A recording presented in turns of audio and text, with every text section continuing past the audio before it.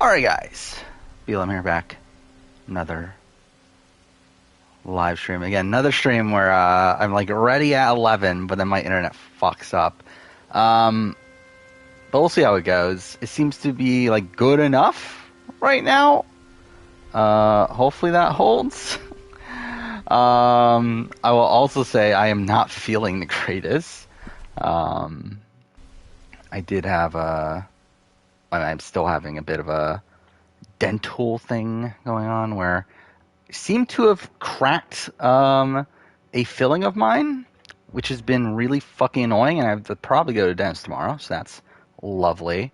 But I was having a pretty big toothache, right, probably an hour ago. I had to take painkillers, and it's fine now, but yeah, if I'm not feeling great in like a few hours, I'll probably just call it early. It probably was the diet soda. To be honest, I have no clue how I got it. Like, I actually literally because it was, what was it, Friday night? I noticed it the first time.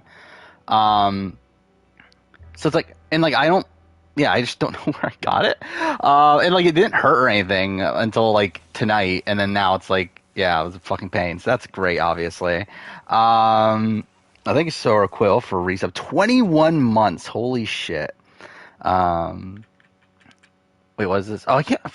Why does he keep on doing this? Like telling me to overwrite autosave. Anyway, no, we're in chapter 3, aren't we? Yeah, I'm pretty sure we're in chapter 3. But yeah, still, it's like we're still like not super far in. They finished Fire Emblem Engage. Yeah, I still don't think I'm ever gonna get a Switch at this point. No, I actually still did spend time with these. To be fair, it didn't hurt until after, where I went to my aunt's place at 4 something. Got home by like 6:30ish, and then it started hurting around like 8. So yeah. Yeah, Challenge Cast is weird. I do have a video. It'll come out tomorrow. This is not my horse. But yeah, a video will come out tomorrow. I was going to try to wait until we got the full cast, because like this still isn't the full cast. But I mean, like, I'm just not going to bother. Like, I don't care enough to like prolong this video, like, and then like release probably a different probably release a Circle season ranking tomorrow instead of Wednesday. All for the sake of like the chance of the full cast coming out by Wednesday. Because like if we don't get it by Wednesday, then like I'm just wasting time not releasing this video, making it even less relevant. So whatever. Yeah, the video's coming out tomorrow. It's the 24 people that we know of on the official cast, and then the 6 alternates.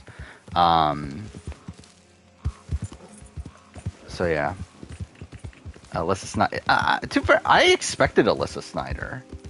I feel like that was pretty obvious to me. Amira is the more questionable one to me. Where Amira on the cast is like, why'd you pick Amira over Hannah Chada? Like, that's mind-blowing to me. But, yeah, outside of that,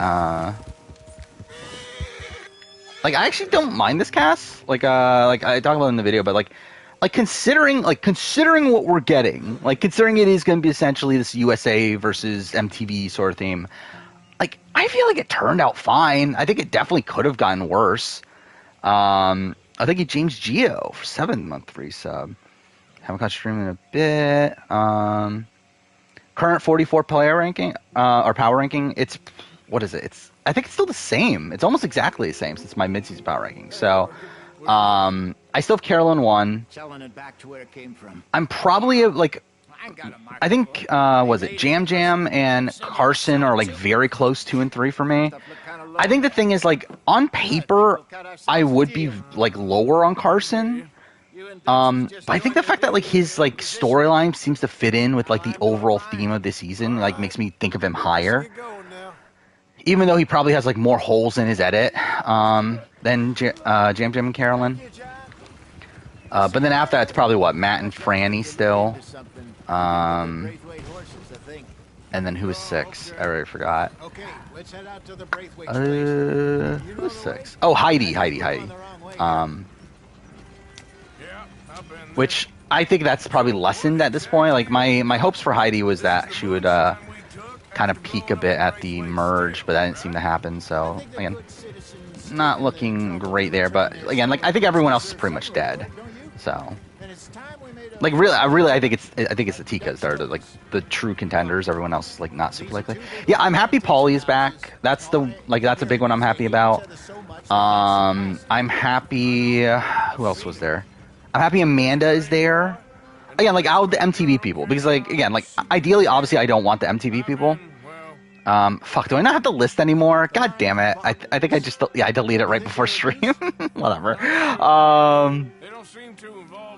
But yeah, so Cassidy is a good pick. I think that's good. Yeah, Chris Underwood, great pick as well.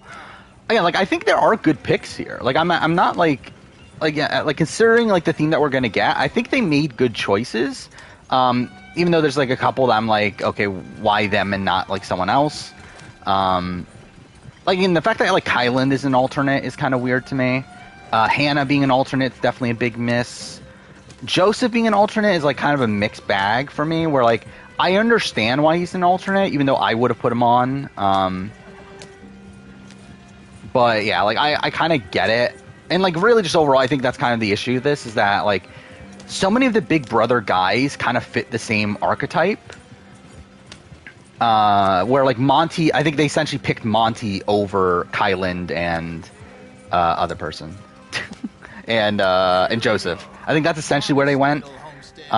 Which like I get from CBS's point of view. Obviously, Monty made it further into the game. He also in general like was shown more in the show even before like Joseph's boot. So it's like I get it, but yeah, I would not pick that personally. Desi, I'm happy about. I'm happy about Desi being back.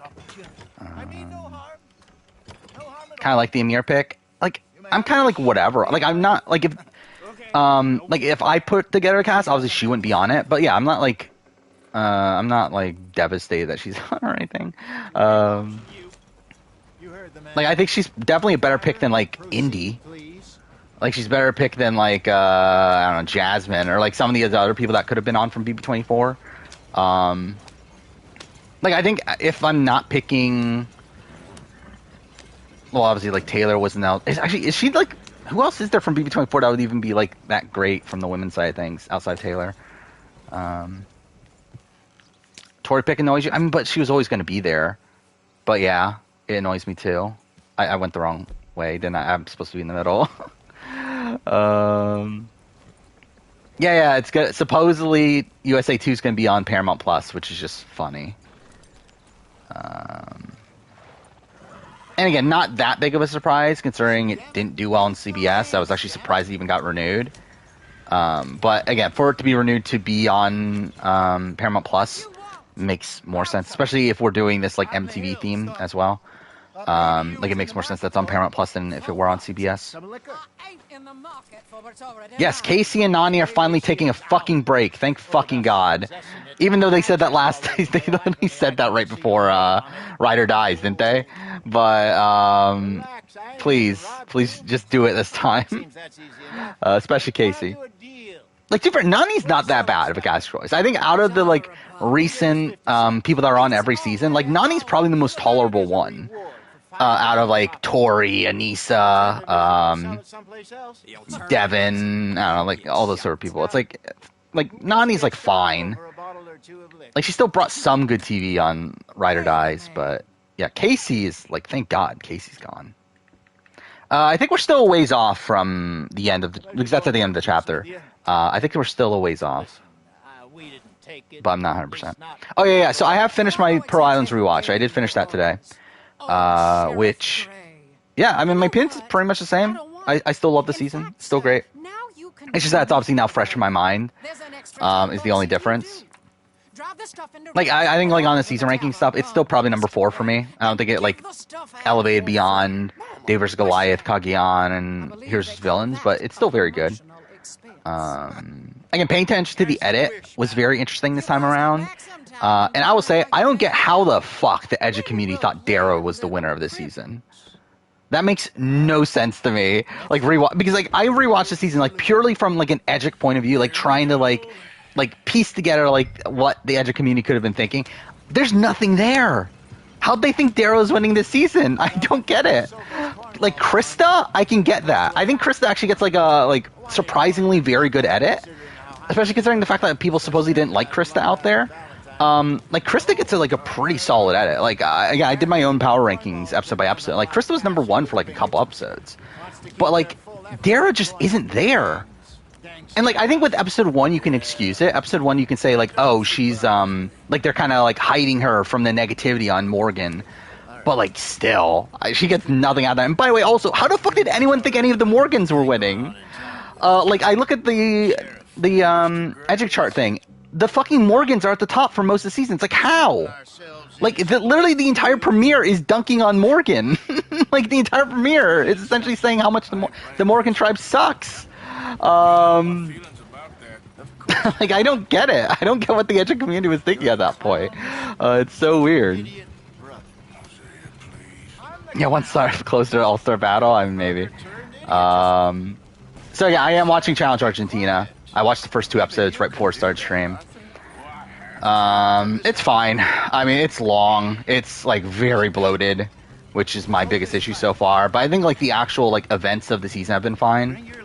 But yeah, it's like the overall pacing of the show is just very off in my mind.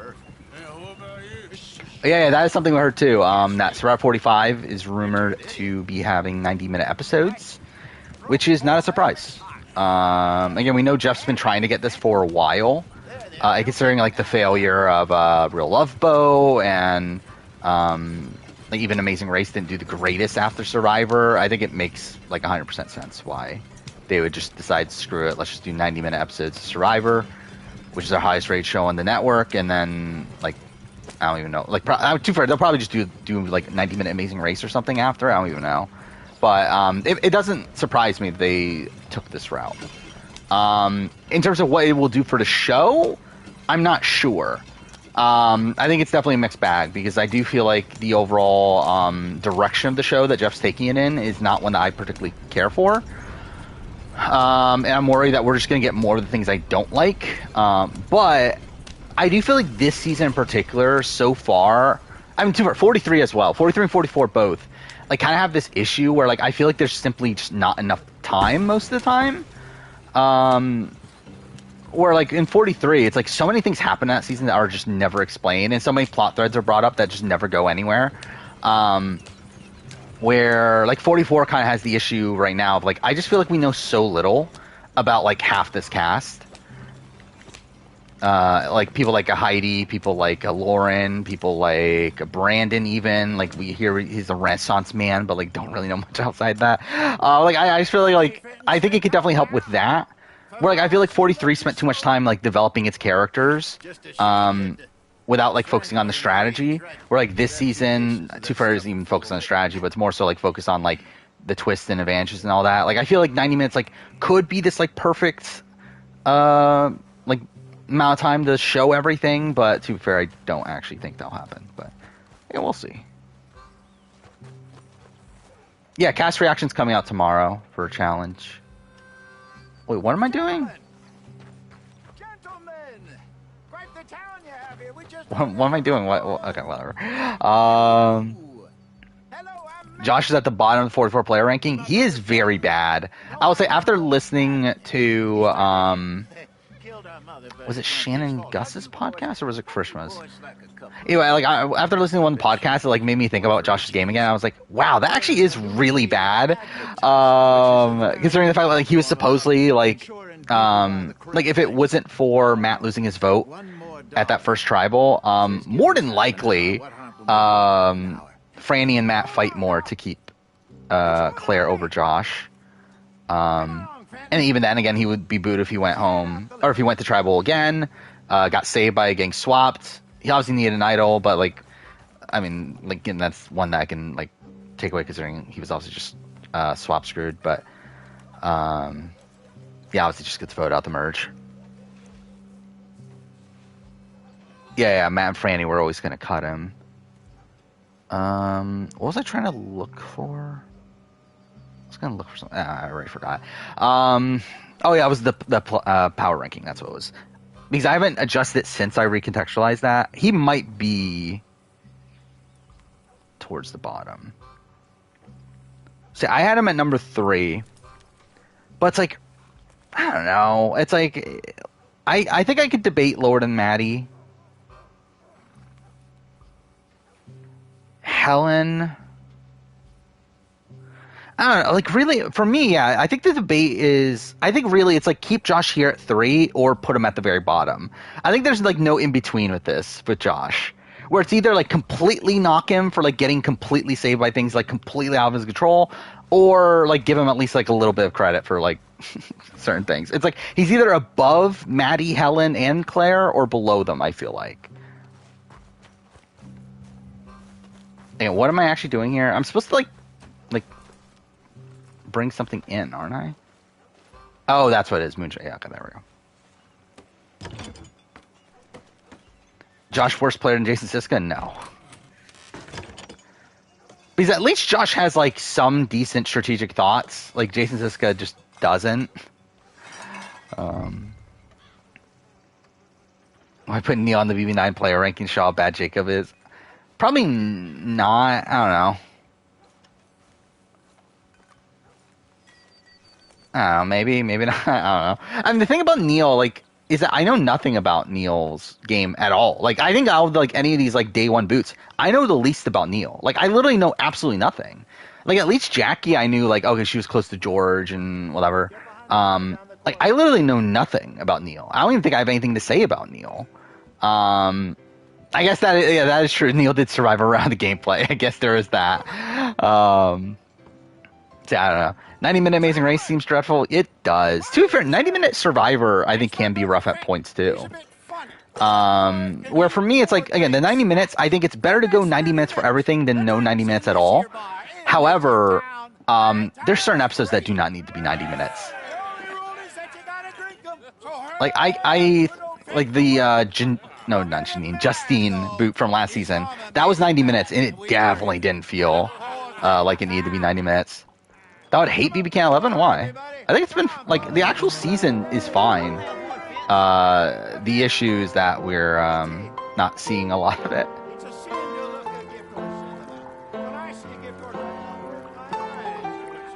Only thing I remember about Neil is he said, "I'm going to hell because the Bible says so." It's fair. I don't even remember that.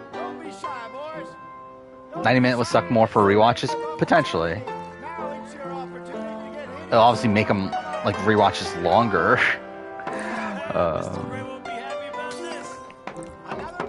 Actually, yeah, should I pick a winner pick for Challenge USA? I haven't even bothered trying yet. I think I will probably go Desi still.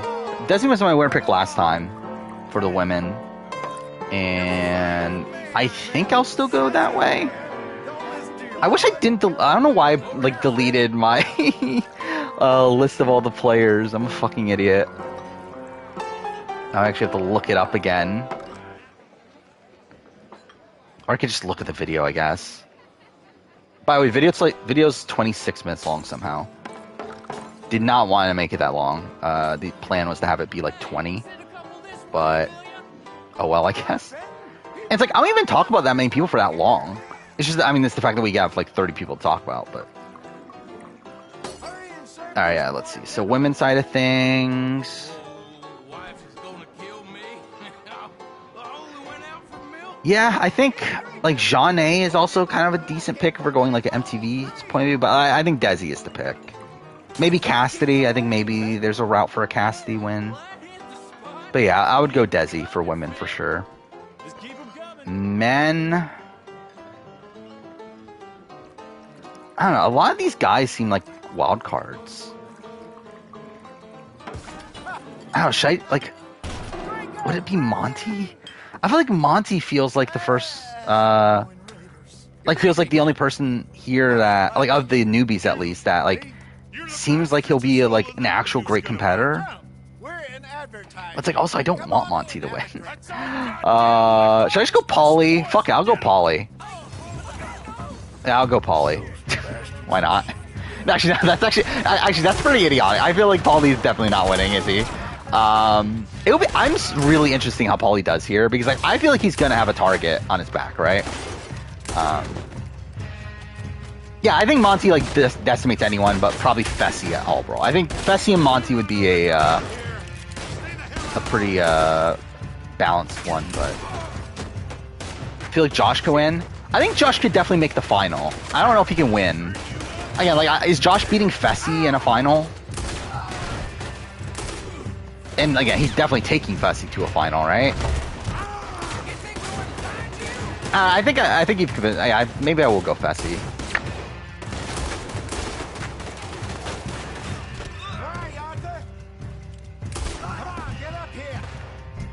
First thought when I saw the cast, Tori's fucked. Yeah, I will say that's something I'm pleasantly surprised with this cast is that, like, the vets, like, because I assumed that this would be a cast that would be super pro vet, and through that like Bananas and Tori and them would just like would be able to just like get through unfettered, but I think this is looking pretty bad for them, which I'm happy about. Like I'm hoping that they. Oh wait, what? Oh, I was not looking at the screen. But yeah, I'm hoping that Tori and Bananas are targeted right away. Yeah, Chanel would potentially be. Who's the Cassidy? I feel like is another person I see not being pro vet. I will say the one thing, like I did talk about me just being disappointed that Kylan's not here. I feel like that's the one good thing about Kylan not being here is I do feel like Kylan 100% would have just been all in on Bananas, right? So at least that helps out with that.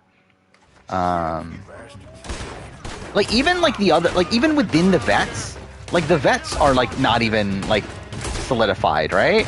Because like you have like Amanda who's definitely like going for Tori. Fuck off, game. Did I really missed all of those shots. You have Corey who's always had like a rocky relationship with Bananas. You have Fessy's like kind of a mixed bag. Especially now Fessy without Casey there. I feel like is also probably like Fessy. I think Fessy's definitely gonna go for Bananas, right? I'm not sure about Michelle. I think Michelle. I'm worried Michelle is gonna be worried about future seasons, to where she's gonna go work with Tori. There we go. Yeah, so I said, yeah, like Fessy without Casey has almost no connection to the vets that are on this season. Like he was close. Okay, fuck off, game. How am I missing all these shots? But yeah, like he had a connection obviously to Casey, and through that Nani, he had a connection to Anissa, but like they're not on this season. Like he doesn't really have this like super solid number within the vets. I mean, like obviously he hooked up with Tori, but it's like that like was never the greatest relationship anyway. So I feel like good about the vets not just running things. Wes, is Wes good with Tori? You mean? I think he's fine with Tori. Like I think Wes will work with Tori and Bananas. However, being Wes, I think Wes will also try to pick up like a few rookies. That's usually Wes's thing of like, wait, what? How'd I die? Yeah, that's like Wes's thing of like picking up the these like proteges. I pick Desi as my female winner pick. Yeah, she was my winner pick for USA 1, so I feel like I might as well pick her again here. Yeah, Darrell being there is just weird. Like straight up, I recorded this video before I recorded the video initially after the initial cast reveal. So when we still thought like Kylan and Joseph and Hannah and all them were on the cast, and then because I recorded Friday night, and I was able to edit all of it, and I got it like ready, and then I decided that well we'll just hold on to it for now and see what changes, and then I'll make the edits to it as they come. And then obviously we got news of Darrell being added in, which is like I can't believe I'm actually having to go out of my way to fucking add Darrell to a fucking cast reaction video. But yeah, Darrell's like the one that I'm like, why is he here entirely? Like I don't even know why Darrell's even there. Like at least Tori and stuff, it's like I know MTV like loves Tori and everything. Like Darrell was like Yeah, was he even bring anymore? Oh yeah, I did talk about Kellyanne, and I edited it out, obviously. I also completely reshot re-recorded the portions about all of the alternates, because those were actually part of the initial video, and then obviously I edited them out. I pretty much had to re-record all of Tiffany too, because a lot of my assessment of Tiffany was reliant on Kylan and Hannah both being there, which that's obviously not the case anymore. So yeah, it's a bit of a janky video. There's a lot of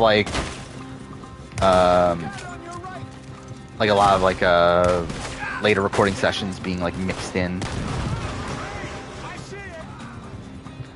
If Darrell won then retired for good, it would be good for Resort. I mean, probably, but also it's like I don't need it. I feel like Darrell's shown us what we're gonna get from him. I think with the fact that he's like now like openly playing a really boring strategy, it's like, why are we bringing him back? Like, it's so weird to me that we have like Darrell and Tori like completely outlined this like super boring strategy in World Championship, and they're still like, you know what? Let's bring these people back anyway. We know they're not gonna even fucking play that hard, but whatever. I'm gonna die again, aren't I? God damn it. Cool. Why challenge bring anyone back? Because like initially it was a show just based around real world and road rules, and like they would run out of people. And I think that's still one of the best things about the challenge, conceptually at least. Where like I think that's what makes the challenge feel different from all these other shows. The fact that it does have this reoccurring cast. I just think they've completely mismanaged like who to bring back at what times with recent seasons. And now that we're having like all these all-star seasons in USA, World Championship, it's like just some of these people are just so overexposed.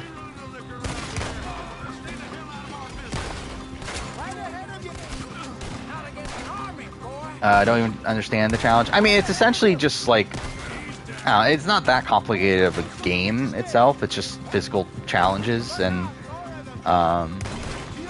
there's like minor social strategy aspects to it, but like it is much more reliant on challenges. Though again, it's a recurring cast, or like every season has like a lot of returnees to where that makes it so. Especially now in the modern day, like there's a lot of like cliques that form, where they essentially just run things from the beginning. Yeah, essentially it's the genius for jocks.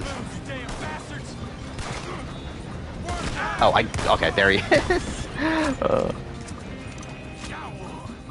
Well, I think Haley keeps on declining. I mean, I assume it's either she doesn't just outright want to do it, or she's just too busy, right? How old is Haley nowadays? Because I remember like a while back, like she was talking about how she didn't want to do it because of, like she was focusing on like school. But like she's like, I don't know, she's got to be like 25, 26 or something now, right? So it's like I assume it's probably more like job related. I don't even know, what does she even do? Like what was she? Like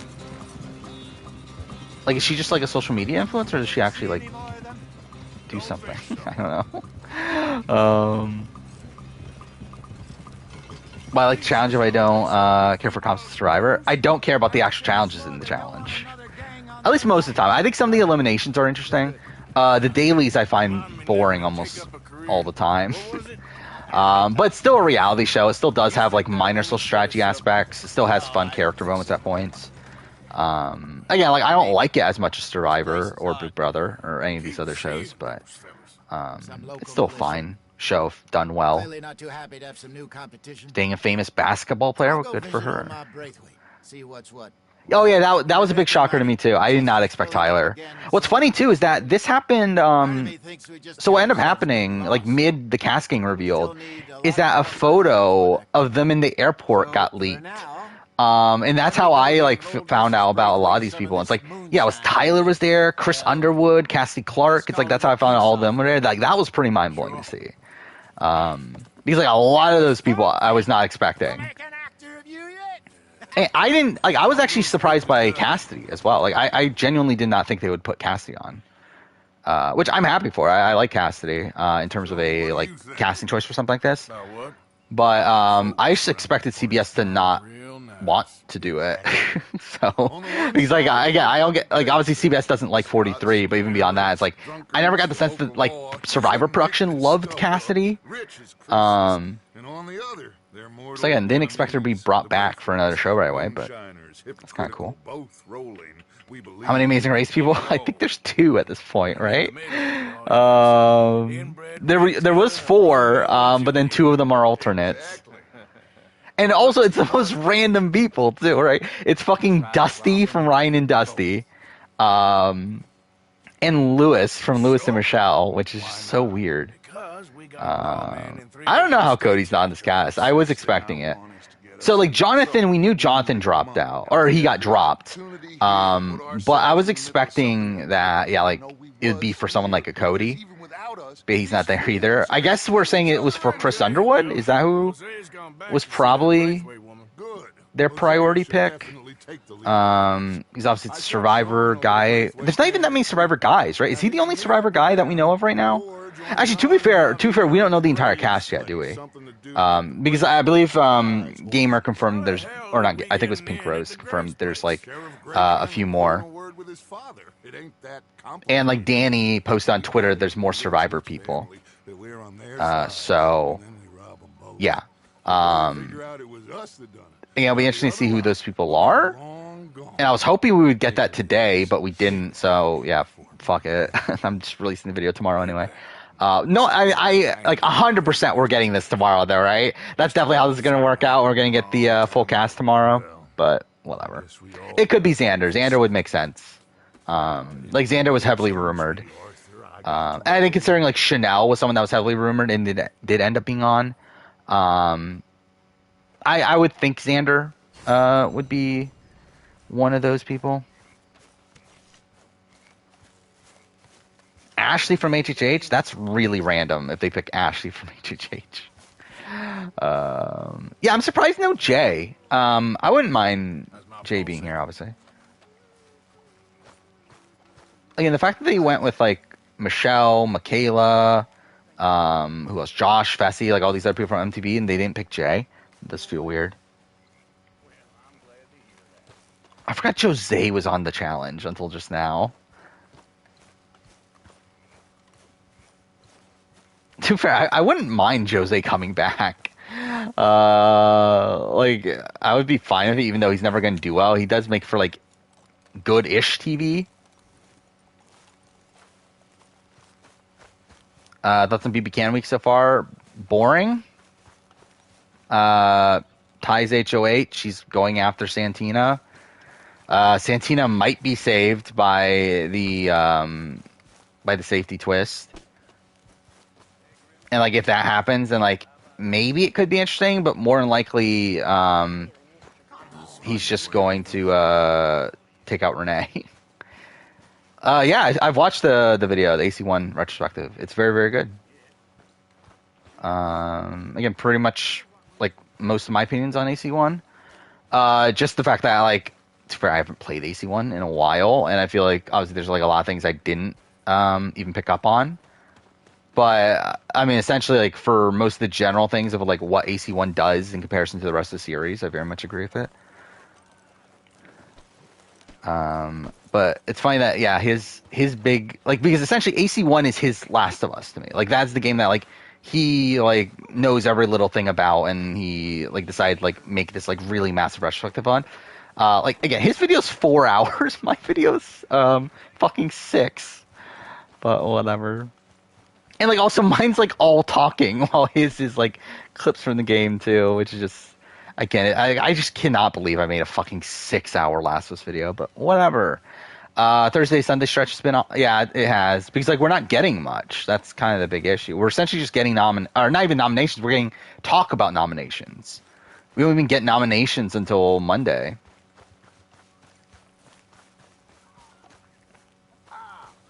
Where's my horse? It's not there. Whatever. What do you say about the kingdom? He said it's bad, and I agree. It's still bad.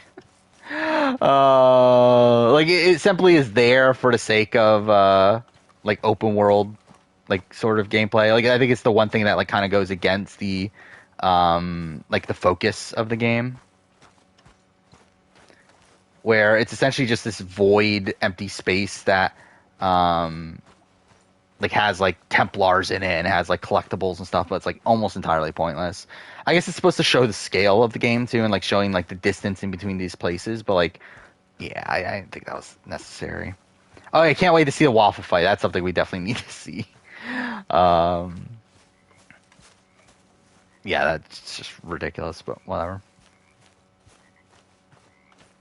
Surprised to see how quickly fans are starting to like Santina now. I mean, it's the fact that she's on the bottom, right? And the fact that she's like not like working with Zach anymore. And she's like anti-Ty, which Ty, where's my horse? But yeah, she's anti-Ty, who is obviously like the most hated person at this point. What is this Survivor birthday? Richard Hatch, Patricia, Julia Sokolowski, and Steve Wright. What if I said there's a chance that Steve Wright is number one? He's not, but like, I think I would try to argue it. But yeah, it's probably, I guess Richard won. I don't know. Is Richard won?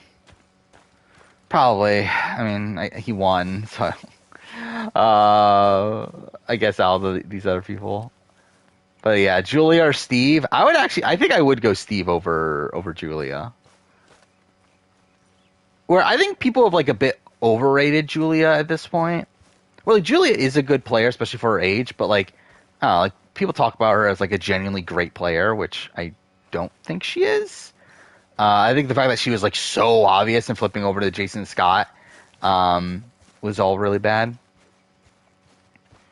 Steve is genuinely a good player. Like Steve, Mike, like both of them are like actually pretty good players from Redemption Island. Yet people just think that the Redemption Island cast just entirely sucks. Okay. Did I do this recently?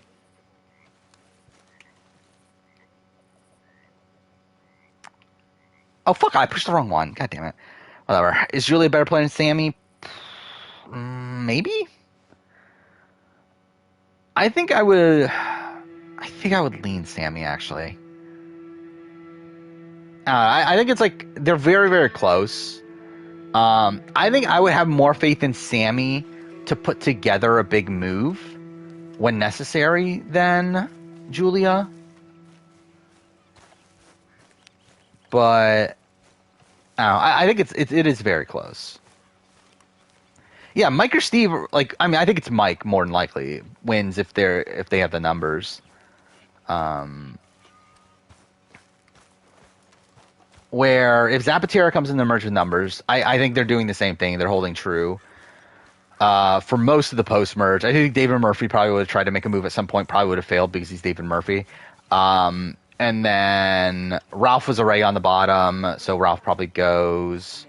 Really, the core of the power structure was Mike, Steve, and Julie. So, like, if that's the final three, then Mike pretty handily wins. I don't think Steve would have turned against Mike. I think that's probably like the big downfall of Steve's game. Is I do think he's probably too loyal, but again, if Zapatero did come in with numbers, like I do think he is like he probably would have been like the number 2 player of the season. Evening, Arthur. Yeah, that's the thing that Sammy talks big moves, but it's like also it's like I don't know. We do see him like corral people together though on the original Baka tribe. I guess to be fair, Owen wasn't like 100% in on that though, was he? Okay, where's my horse? Oh yeah, I forgot. We didn't talk about Survivor this week. I don't know what the fuck's going on. So we did get a preview, which implies we're getting the split tribal twist. Which, why? Why are we doing this? Like, we're already down one more person than we're supposed to, right? Yeah, because like we were supposed to have a 2-part merge episode, but because we didn't have that, like we're on pace. Like if we do get a double boot here, like we're on pace for a 4-episode finale, which is like I don't know why they would want that.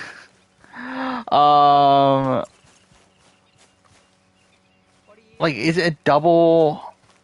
Where are we at right now? Wait, we're at 11, right?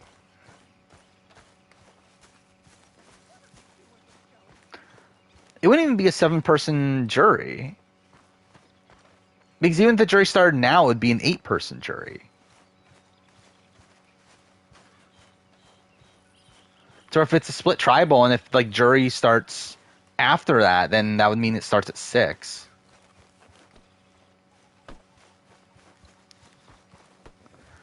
But yeah, like we have the preview, and we see like the challenge where, like people have like different, like there's an orange and a purple, like group essentially. But it's like again, it doesn't make sense. Like, why are we doing this? Like I guess it could just be like it was planned and they didn't like decide to change it. Where do I just not have a horse here? Like, did I leave my horse behind?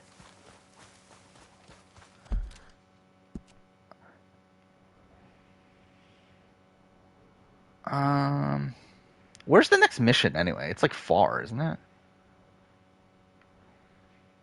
Here.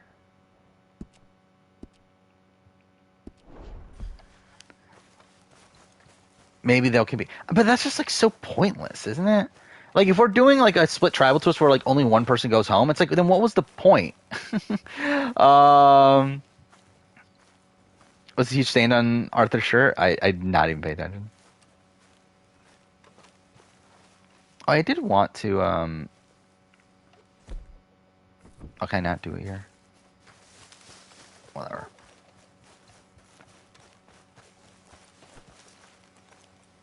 Okay, well let me take that one. Well, let me take that one. Which horse can I ride? Like, I don't mind split tribal, like, at points, but I just feel like there's no point to it on this season when we're already down an extra person. And also, I think it, like, 2 for 11, no, actually, 11's not great. I think if it was done at 12, it would be fine.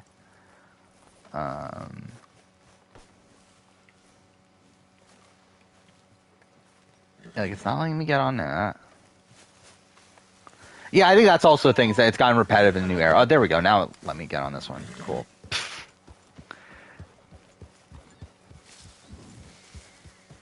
Love a segment where I bash on Zach. I don't even remember what I said anymore. But that mid-season power ranking is really weird. Where I think I talk about Zach. No, that's not what it is. It's the first. Like normally with a mid-season power ranking, I talk about like the first few people like for a short amount of time, and then like the last few people I talk about for a long time. This one's the opposite, where I talked about Santina, Renee, and Ty longer than any other person in the entire video, and they were the bottom 3 on the ranking. Where like, even Daniel and Kuzi, who were 1 too, like they were. I talked about them like 30 seconds less than any of Ty, Renee, or Santina somehow.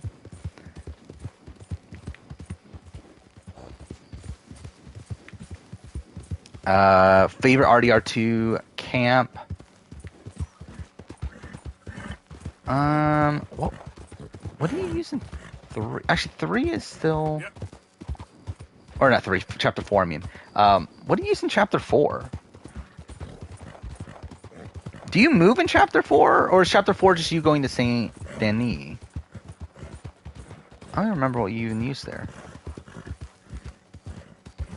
Oh, oh, duh, yeah, you used that, duh. I completely forgot about that. That might be my favorite then. What's the one I forgot? But that might be my favorite. Because I feel like the other ones are just kind of fine. Hey, fellas. Like that's probably the one that stands out the most, even though I forgot about it. So. My associates are already here.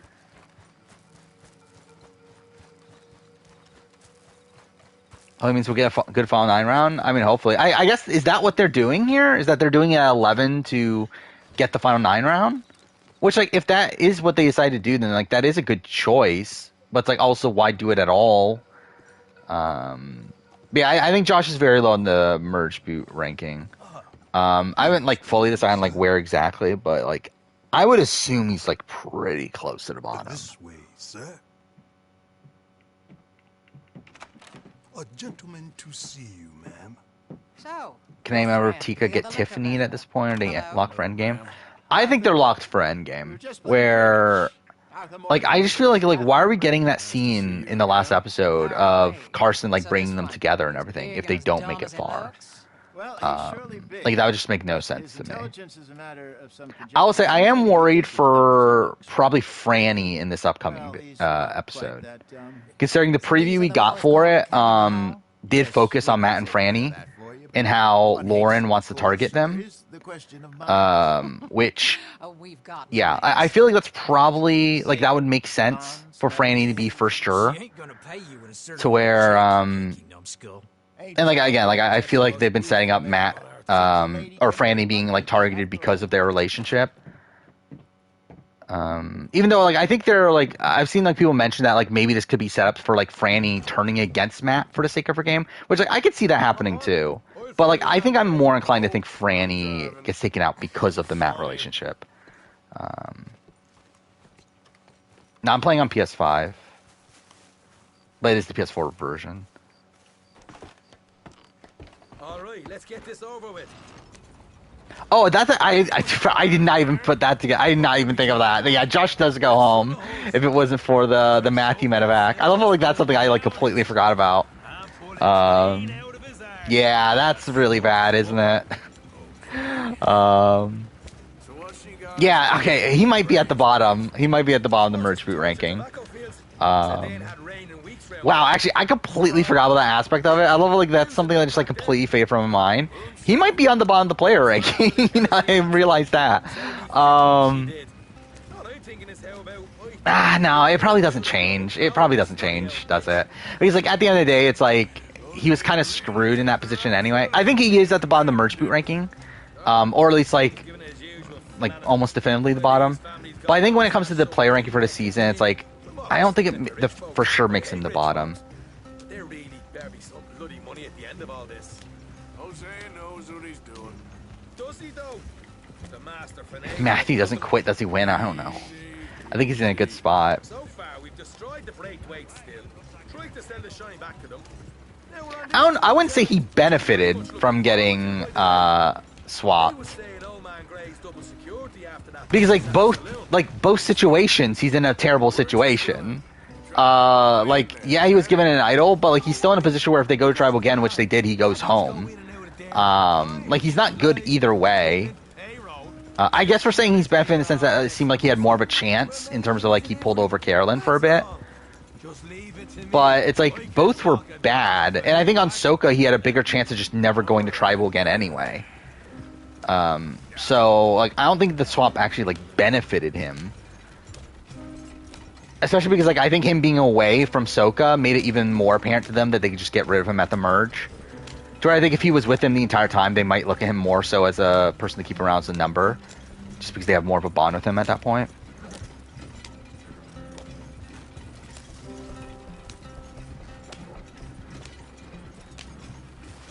I don't even remember my merge boot ranking at all at this point. Okay, cool. Cool, whatever. That was stupid.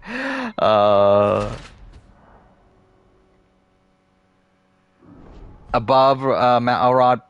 No, Matt Elrod would still be at the bottom. I forgot. Yeah, Matt Elrod's definitely the worst. But again, Josh would be next, or again, be pretty soon afterwards. Yeah, it's like Chris Noble. Yeah, I guess Joe too.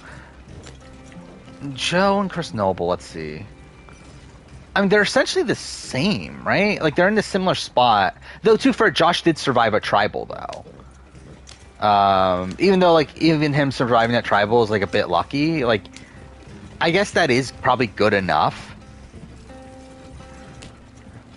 to be above Chris and Joe. And straight up, I think Josh is, like, for sure a better player than, like, Chris Noble in particular. Like, I don't think Josh is entirely a bad player. I just think he came into the season with like a bad strategy. Okay, cool. I'm just doing this terribly. Where, like, I think he, like, was just so resolute in trying to pretend like he's not a doctor for, like, no fucking reason. And that, like, put him in a bad spot. But he seems like a nice, affable guy in his interviews and stuff. Like, I think it's more so just him, like, coming off as, like, guarded because he was lying about his entire life. Excuse me? You not worried about them greys? In what sense? Well, they knows you. Maybe you're right. Oh, this mission. You know what? Here. I'll go hiding back. If you can act. What a funniest occupation lies. I mean, yeah, Gary Hawkins is for sure number one, I feel like. After that, Human being. I'm not gonna go that far. how many other ones are even on the show? Yeah. We're here. Stay out of sight. I don't even know if I can think of any right away that are, like, on Survivor. Oh, Tony. Well, Tony, like, I mean, yes, yeah, but, like, Tony gave it up, like, pretty soon afterwards. But, yeah, I guess he started off lying. What you want, boy?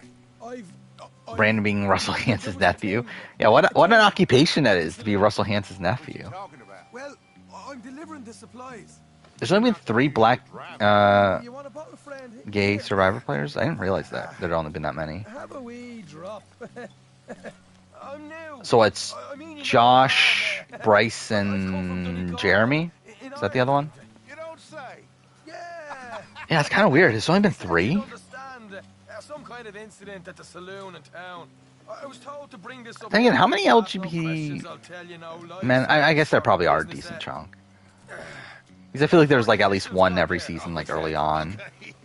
Drive this way. I'll show you how to get there. Yeah, the fact that there's like so few, Have a drink, Sean. yeah, black gay men. It's really weird.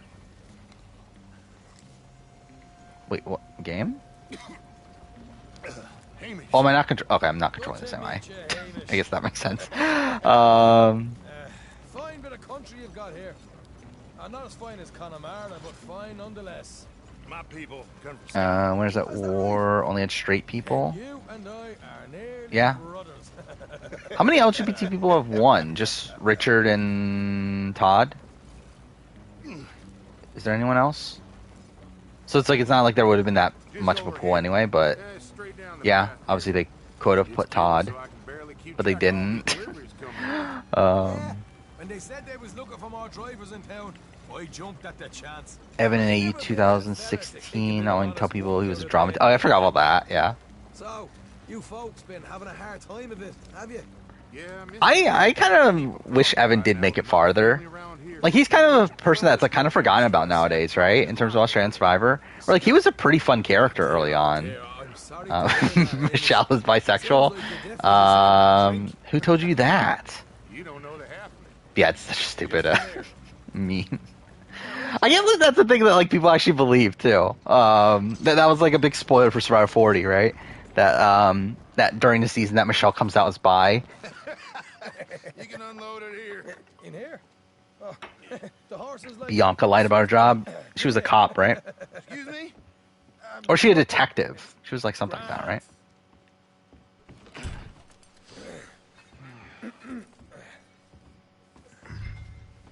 Michelle coming out was the only spoiler song. I'm pretty sure, like, wasn't that like a main thing? Because I feel like I knew about that before I knew about the Winners at War spoilers. It's like I'm pretty sure that like branched over to the regular subreddit. She's a private investigator. Okay. Okay, yeah. Most of the pre-mergers in AE 2016 were super fans. Yeah. Which is the issue with the season. And all these people that, like, who the fuck are they? Make it far. Let's get on with this. I'm not the one who was... You got, well, like, again, Lee didn't know anything about Survivor. Elle didn't know anything about Survivor. Sam. Actually, I guess there were still, like, a few fans here and there. But yeah, like, definitely, like Kylie made it far. What's those? Like, Flick was a fan, right? Christy was obviously a fan. Nick was a fan. Was Brooke a fan? I don't even remember. I don't think so. Was she? Yeah, Matt was a fan. I forgot to mention Matt there. I don't remember about Brooke, if she was a fan or not. You head over to the dry barn. Sure.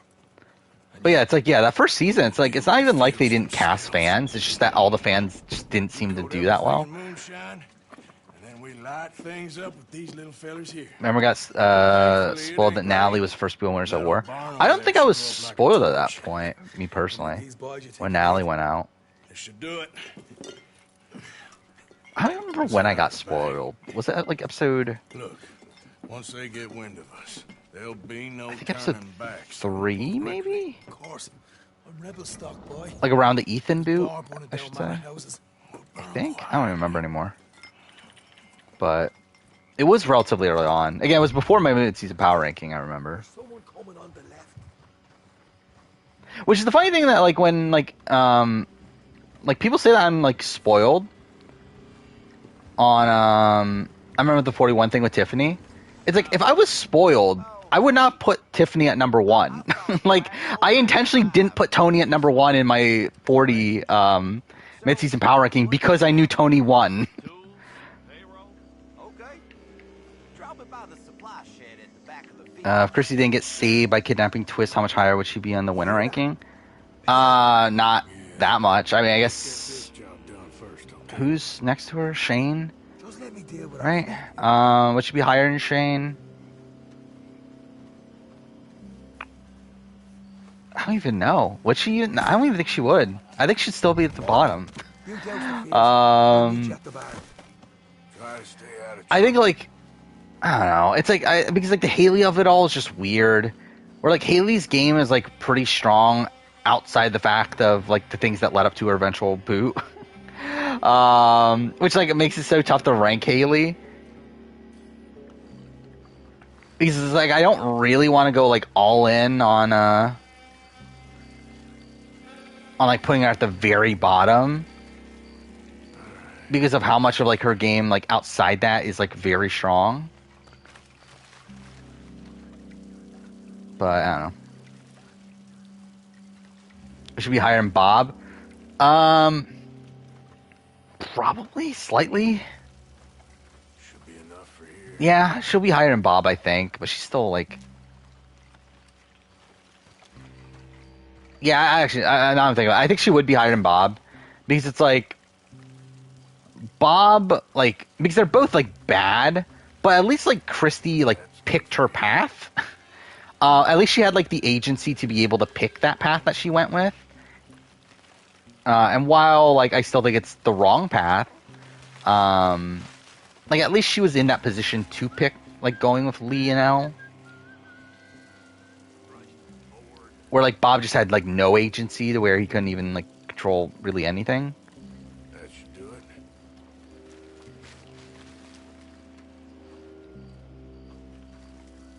Am I surprised Tori was in the running? Yeah, kinda. I'm not. I don't know. Kinda not.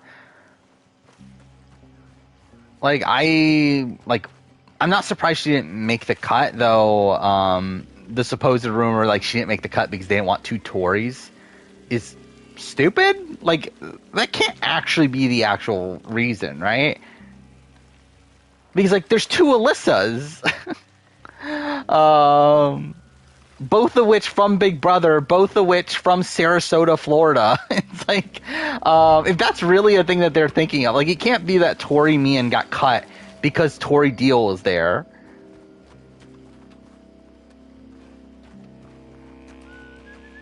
It's gonna be a long night. Well, Yeah, I fucked that up. I'm gonna get to this too. Thoughts on Kaidos Fuzz? It's goodish. I'm enjoying it, even though it's not like it's nothing too special. Takes you go, Arthur. Light her up. Oh, it just auto. But yeah, it's like an expansion to Lost Judgment. It's pretty good. Now let's go light yourselves a fat cigar. Yeah, and they supposedly, I believe Alyssa clarified this during the season that, like, they don't know each other, but, like, they modeled for, like, the same person or something, and they, like, were in, like, the same, like circles that way.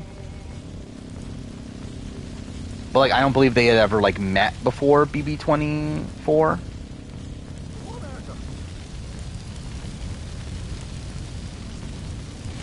Oh, you started Catherine full body? What do you think of that? Have you played Catherine before? I do love Catherine. Like it's such a weird game. What am I doing? Am I supposed to be burning this? Wait, what? It's not letting me equip the... Okay, there we go.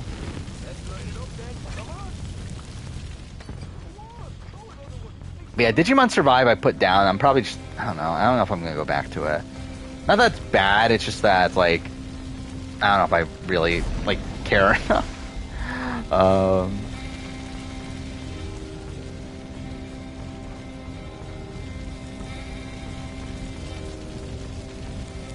Chanel is number 3 on a mid-season power ranking again. I don't know what you're talking about. Start playing Midnight Suns. Yeah, I thought about playing that too. I just don't have the time, nor do I care enough to go out of my way to buy it. But yeah, I hear like goodish things about it.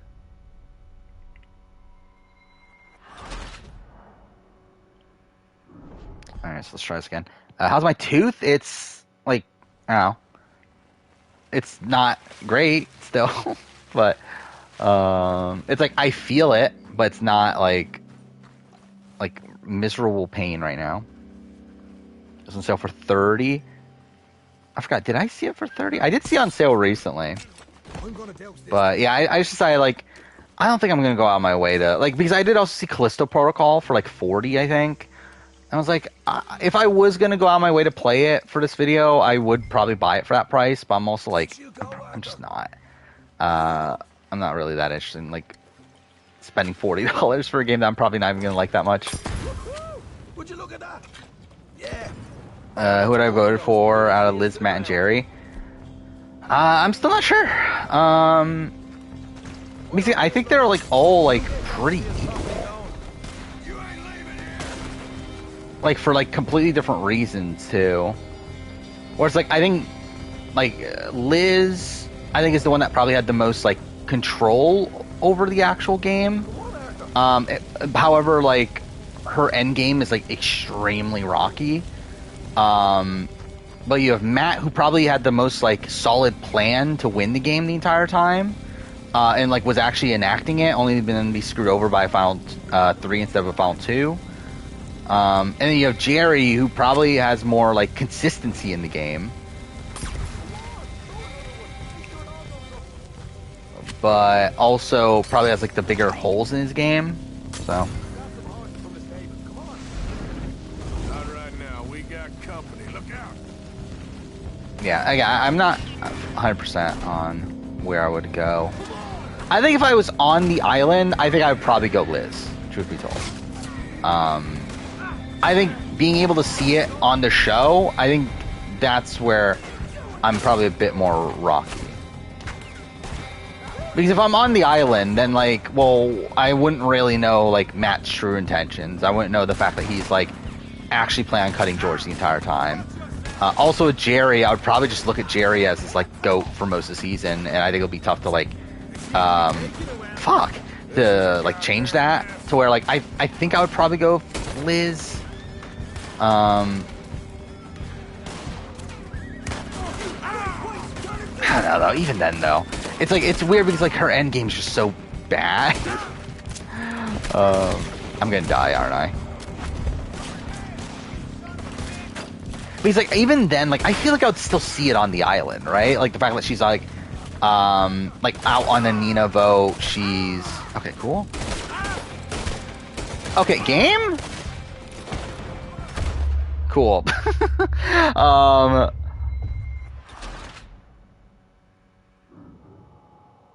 feel like Simon could lose if on tribal if he fumbles his speech. I mean, I think that's a lot of people can do that. Why did I vote for Danny over Steph? It's more so an anti-Steph thing. If I were to still do that, I mean, like, I might change that if I redo my who would I vote for. But I know the rationale, which is the fact that Stephanie, like, essentially ran the game for Rafe. and that like none of the things that she did were like in her best interest. Like her flipping against Judd is not in her best interest. Makes no sense.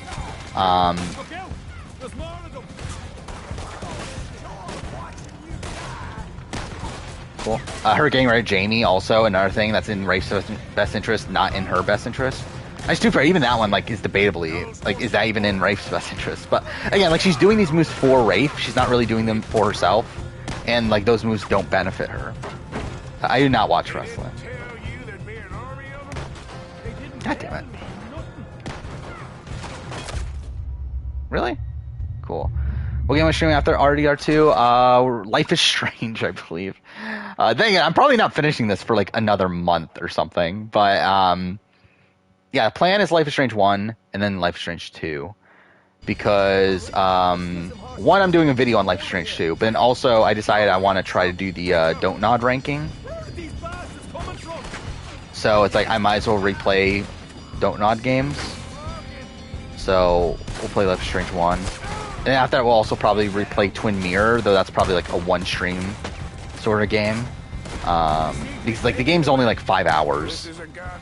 So yeah, I'll probably try to play that in one stream.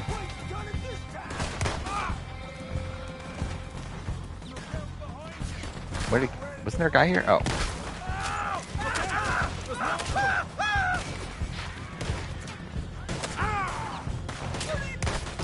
Chanel's number 3 on your challenge power ranking.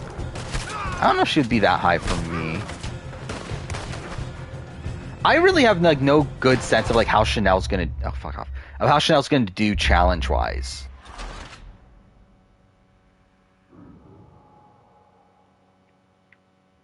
Yeah, was it that? Yeah, I guess it was May probably. Yeah, of last year I played Life is Strange.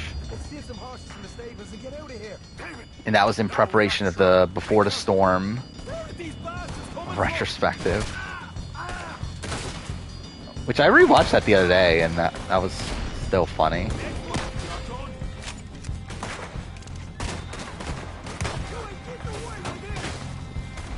Most random casting choice for USA 2? I think Amira.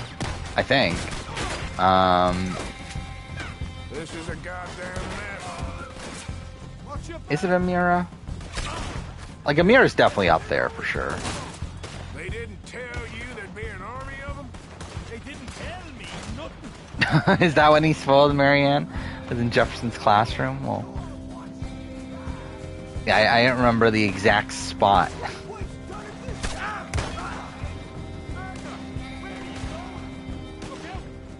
Was Cody ever gonna cut Enzo? No. I think he always planned on going to the end of Enzo. I think if there was a spot where like Enzo just so happened to be taken out, then I think he would have been like, okay, whatever, I'm going with Nicole now. But I think between Nicole and Enzo, he would have always actively chosen to go with Enzo. Is Amanda being cast? Me and Marie and Ash still have chances for MTV. I don't know. I don't think there's much relevance to like Amanda being cast in them, but I think like Ashley still has a chance. I just think they probably want to put her on a break, kind of like they did with like Jordan. Glad you're having fun. And too far, I think that's kind of what they did with like Paulie and Cara Maria at this point too. Is like kind of just like put them off for a few seasons as like quote unquote punishment, and then like bring them back again a few seasons later.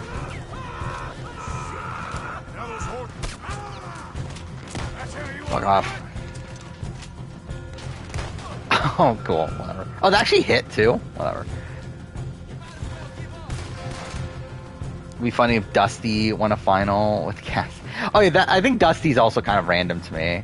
I'm pretty sure like someone mentioned it on here that like Dusty was in the running. I was like, why? But yeah, like he's kind of random. Dude, but Chanel is random too. Like I feel like Chanel's someone that was not on my radar at all until someone mentioned that she was in the running.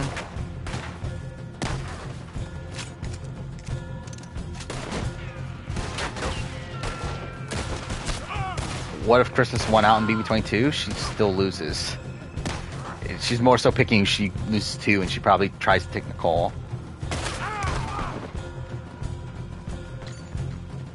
where she was like a big Nicole advocate, right? Lead the way. Oh wait, Sean's all the way over there.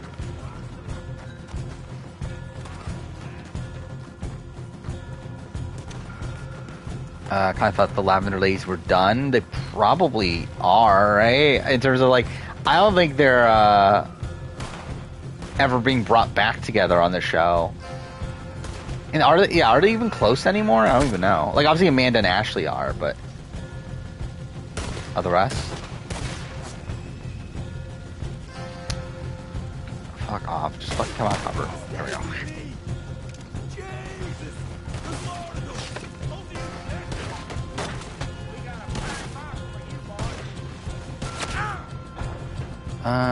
Cody California. I love I was about to say Cody California.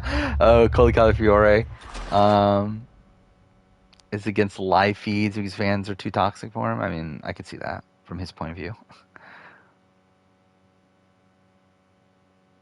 If Mont, I assume you mean Monty. I don't even know what you're like. So, are we saying if he wins BB24? Like, no, he's not top 10 of all time.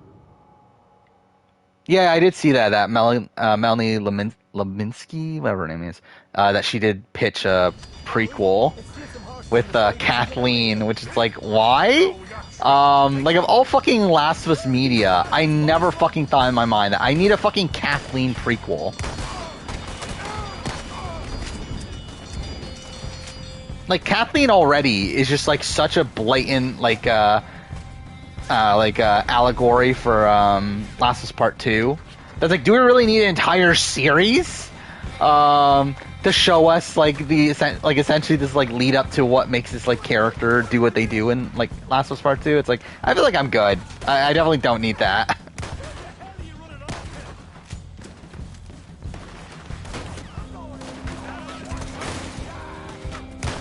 Are you talking about like a second? I think if he comes back and wins, I mean, like, I think he would have to kind of be, right? Like, he's a runner-up and a winner at that point. And if he's playing like a fine game, then yeah.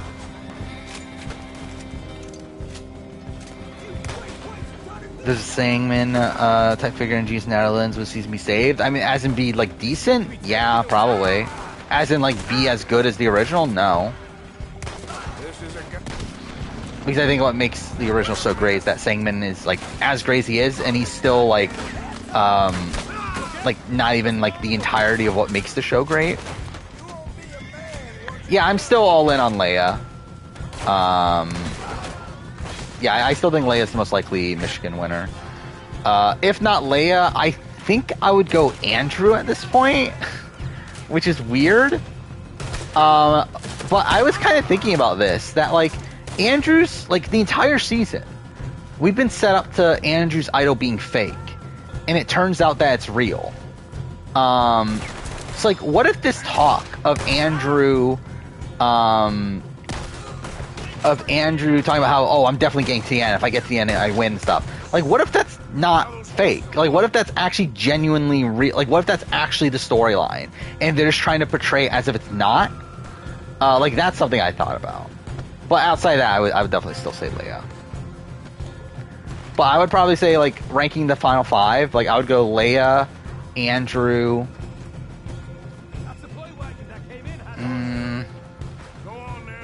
Probably Sam Cooper Bray. Okay, he died. Cool.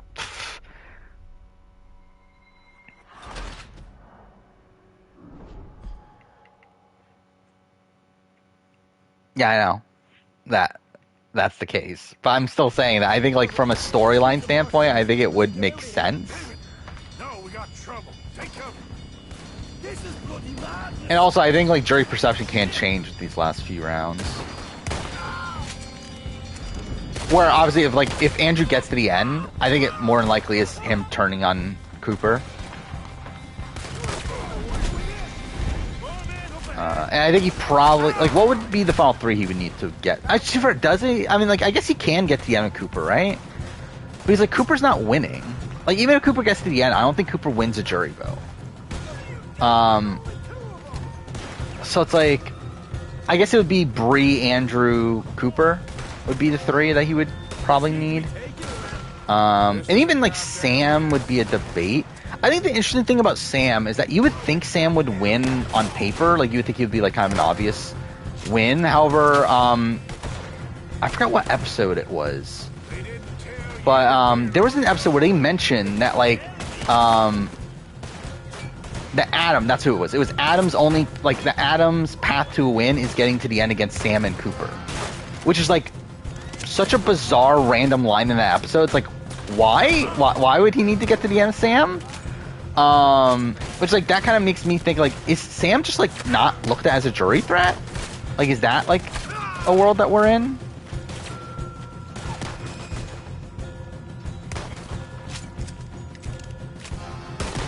But weird that we're getting another break for Survivor Michigan. Where, like, the finale's in 2 weeks again. Which, like, that's kind of annoying. I believe it's also on a Friday. Why is Cooper not winning? I think it's has to do with the Survivor... Like, it's not necessarily an Edgic thing. It's more so, like... I don't think the Survivor Michigan community would award Cooper the win.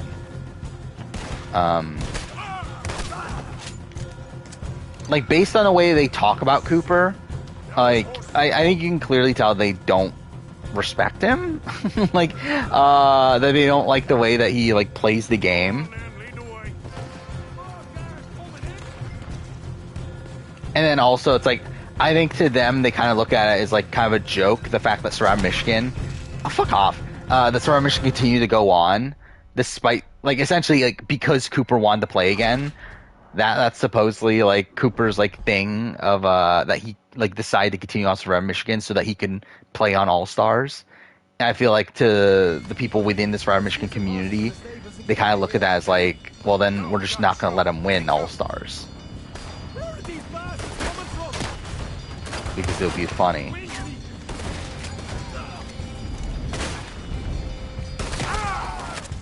Is everyone left in the game? I guess not Leia, right? But almost everyone left in the game has improved upon their first time, right? At this point.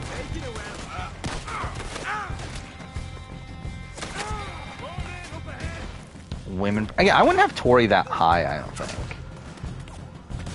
Also, I think I would have Michaela above Chanel. Hey, I would probably have Janae. I think my top three would probably be... Actually, I think my ranking would be Desi. What to do? Cassidy, maybe? I don't know.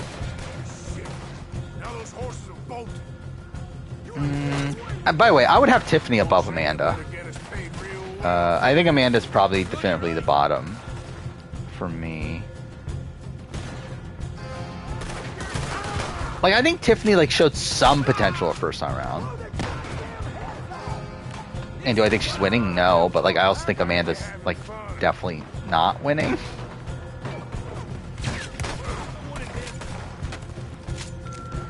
I think if Leia wins, she's a very strong winner. Like, I don't think she's, like, as good as Dale. But is she number 2? Yeah, I think she's number 2 of the Michigan winners. What? Okay, cool. But I think she played a very good game. I think the thing is that, like, her strategy of Leia's list and everything is one that is, like, really effective of a strategy, especially if you're able to articulate it, which it feels like Leia is, like, able to. Now, I think the issue is that I think Leia also believes it, which I think is, like, kind of the issue. Where, like, I think Leia, like, realizes the strategic benefits of Leia's list while also actually still believing in Leia's list. Where it's like, if she didn't truly believe in Leia's list, that would be the better case scenario. But even now, like, she's betrayed Bailey. So, like, she's shown the ability to go against her list. I'll see you later, biggest party.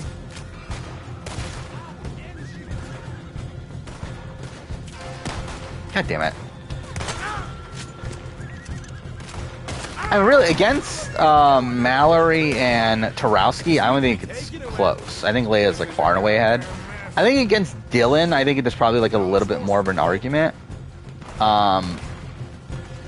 But even then, I still feel like Leia's pretty much been the majority the entire game, right? I think there's only been like a vote here and there where she's left on the outs, but then even after that, she like immediately recovers. Cool.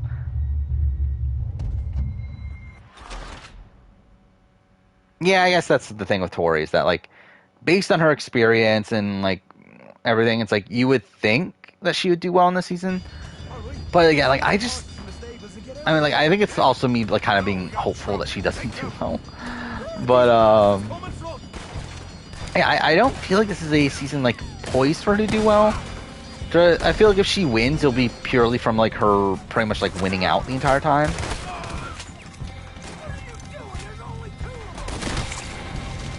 That was kind of a cool thing.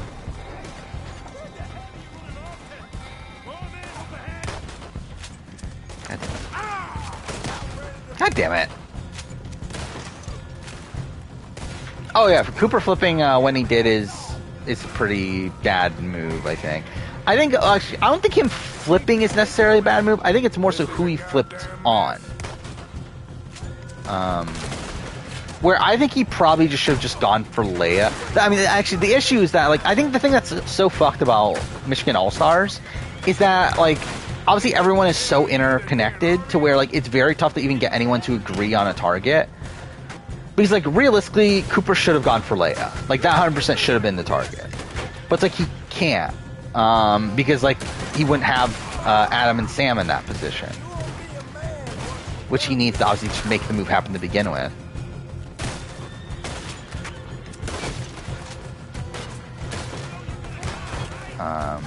But I do think, like, him making the move is kind of like a mixed bag. I think, like, realistically, yeah, it's probably a bad move. I think even if he got the 7, while there were talks about him being first out at points, like, I think realistically he probably does make it pretty far.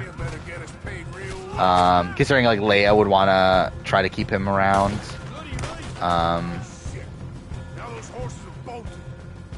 Even then, though, I mean, like, Sam doesn't want him around. I don't know. I guess it's still a precarious spot.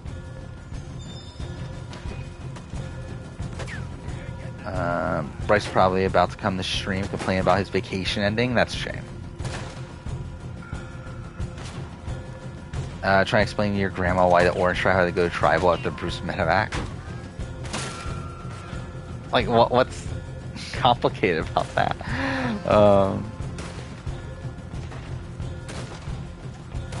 Like, are we saying that like they should have just canceled that round of gameplay?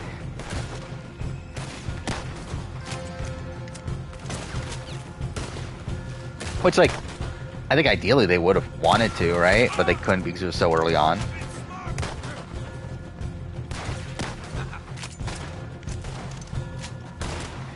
Should Susanna win against any of the North Island members? I mean, or could she win? No. Right? I mean, actually, Susanna...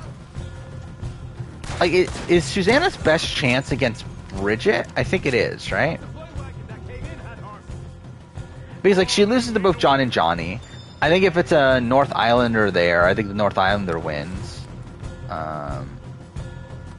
So at that point, it's like, I think Bridget is her only chance. Even Drew, though. I think if Drew's at the end, I still think at that point, the... Actually, no, how big was the jury? Yeah, because either way, the 3 North Islanders would vote for Drew, and then public vote would just be anti-Susanna, right? And that'd be enough for the win.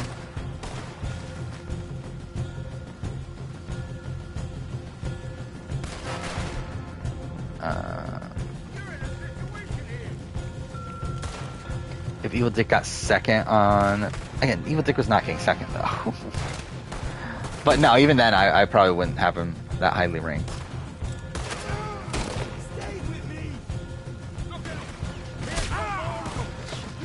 She's confused me. They did after the Matt medevac. Again, it's purely based off timing.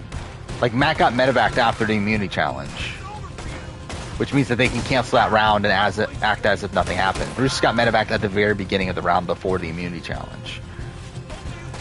Meaning that if they cancel the the vote off for that round, that's like a lot of nothing, pretty much.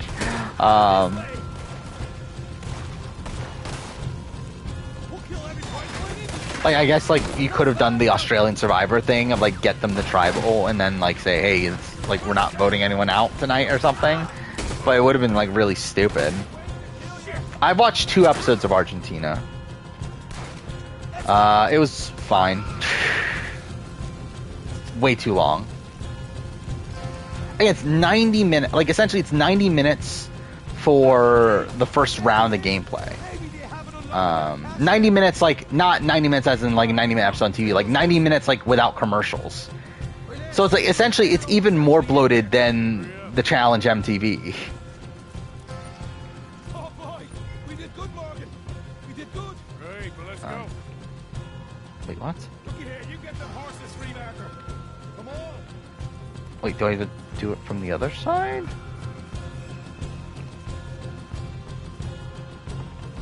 Wait, what? Why isn't it letting me do it? Wait, did I do it? Did I just, like, do it without realizing what is going on? Well done. It won't let me. Oh, come on. For Christ's sake, come on. We gotta No? suit yourself. I ain't waiting around Yep. to get shot. Cool. It's not letting me do anything. Like, it's not letting me get on. Oh, whatever. If a Life is Strange game gets adapted, which one would be the most suited for a series? For series? I guess they're, like, all, like, around the same, right? Like, I mean, I think, like, the story of... Or I think that, like, True Colors, I think, is the best actual Life is Strange game. Maybe, like, I don't know, maybe, Life is Strange 2 would work better for a TV series, right? Because, like, it's more episodic. Hurry up. So I guess maybe the answer would be Life is Strange 2, even though it's, like, the not as good one. Fuck off, game. We did good. Great, but let's go. Looky here, you get them horses free, Marker. Come on. There we go. Come on. Oh, now I can get on. Okay. Alright, wait for Sean.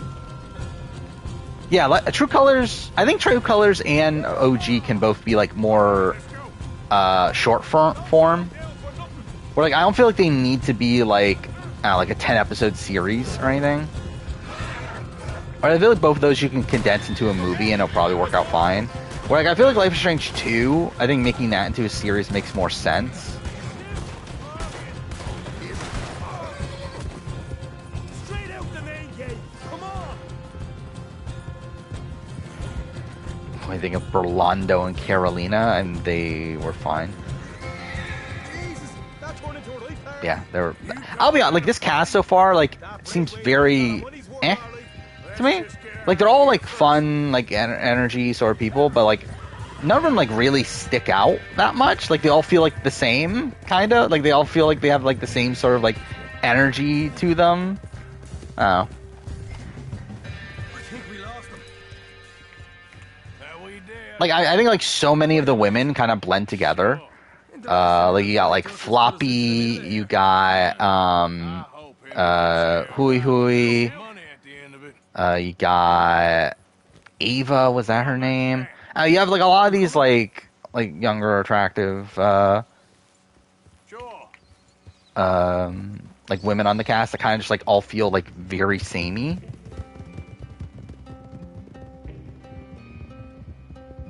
If they did one, I mean, they would. That's how you do a TV series of it, but also just don't. Like, you could also just not make a TV series of Life is Strange. They are, right? That is the thing, that they are making a Life is Strange TV series.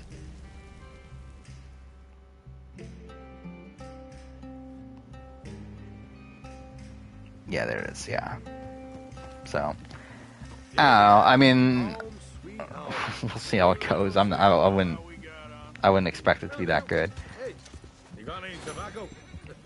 I feel like a Before Storm adaptation could work if they actually rewrote it. I don't think it can, to be honest. Like, I think just Before the Storm just inherently takes away, like, so much of the luster of the original game. I mean, if we're saying that they do Before Storm with, like, no context of the original, then maybe.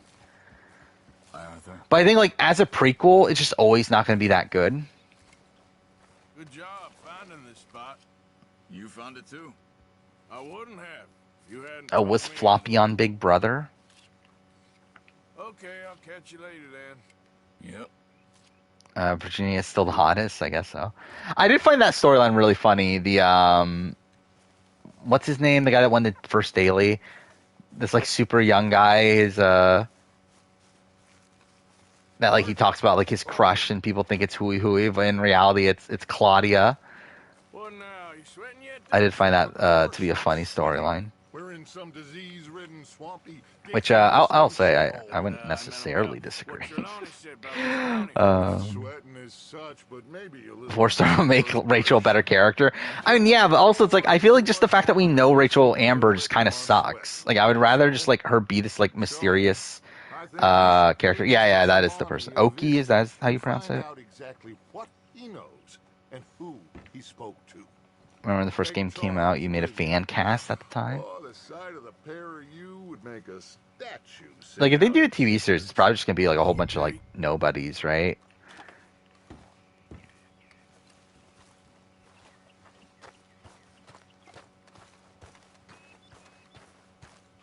Claudia looks like Ashley, does she? Charles, I need you for some business. Maybe if I did see them side by side, I probably would see a bit more. But I don't know. I never really got that vibe right away.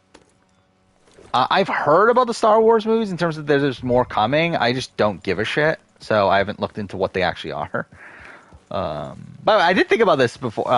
So something I didn't realize. I think I mentioned in my Mighty Morphin Power Rangers video that this is the first time I'm talking about something older than me.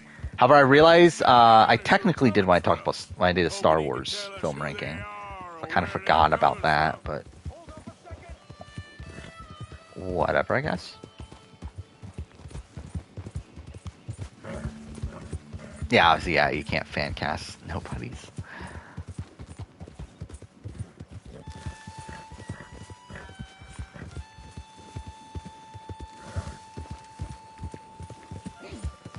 I think, watching Argentina, I think you can definitely see like what, like I think you can see more out of Rodri, where Rodri's like just such a nobody on World Championship, but you can see it like here where like he obviously gets to speak his native language and everything that. Like he is a bit more of a personality. Ben Ha's kind of just whatever on it. Hui Hui's fun-ish. She's fine. She's getting a decent amount of, like, so I've been keeping a rough confessional count. Which, yeah, like the women are like really dominating the screen time. Where like I don't even think there's like a woman in like the bottom few people. Where's my confessional count? Someone got here first. Yeah, so I do know the winner, obviously. That is something I do it know seems. about the By the season. looks of things, it wasn't a social call. Check the house.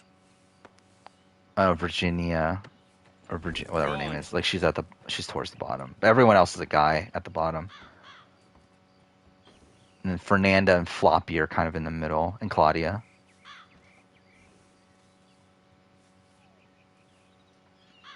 But yeah, I the only spoiler I remember for this season are kind of the placements of the World Championship people, and then the winner. So I didn't know who the first boots were until now. Even though, like, edit-wise, it definitely made You need sense. to see this.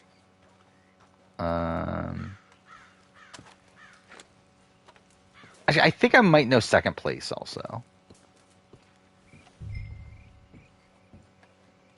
But I'm not, like, 100% on that. Oh, they'll explain how Palpatine returned. I can't wait for that. Pretty recently. Actually try to make fucking Rise of Skywalker make sense. But nobody. I just love, like, I genuinely hate Rise of Skywalker at this point. Like just, what was it? Lego Star Wars. When playing Lego Star Wars just remind me, like, how fucking stupid that movie is. Again, Soul's fine. Like, Soul's one of these people that I'm talking about, like, kind of just, like, blends in, with all these other, like, younger women. that if it wasn't for the fact that, again, spoiler, that she wins, that I like would not be paying any attention to her.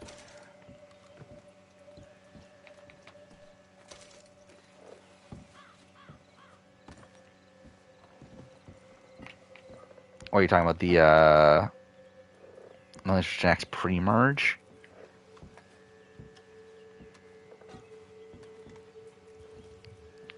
What is this?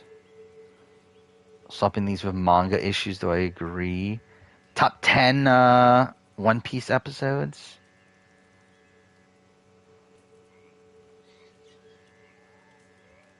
I don't even think I've read, like, this is the aftermath of fuck, what's it called? Wano. That's episode 1000, right? Episode 37 was at Arlong Park. Yeah, that's a good one.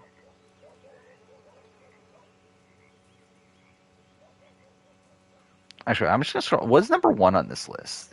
Was it gonna be Enies Lobby or something? Oh, of course it fucking literally is. Of course it is. And then yeah, Ace is number 2.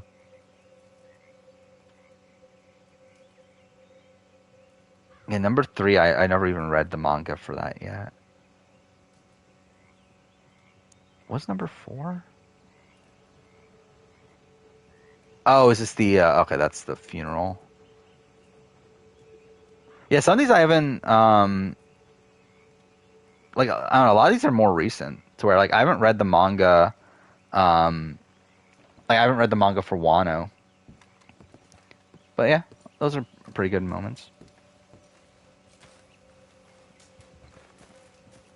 Yeah, I mean, like I Want to Live is probably like one of the more iconic scenes, to where like it definitely makes sense that that would be up there.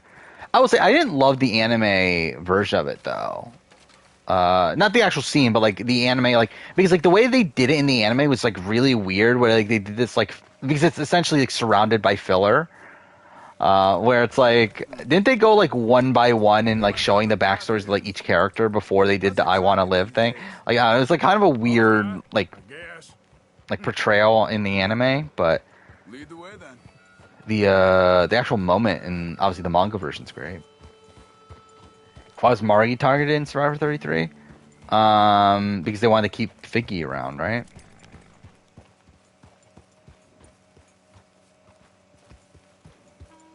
Oh, is he stuck?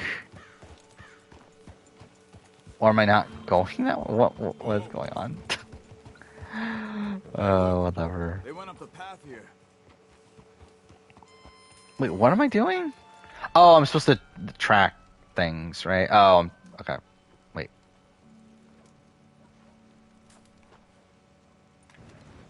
Arthur, where are you going? Of course he fucking says that. Okay, yeah, let's try this again.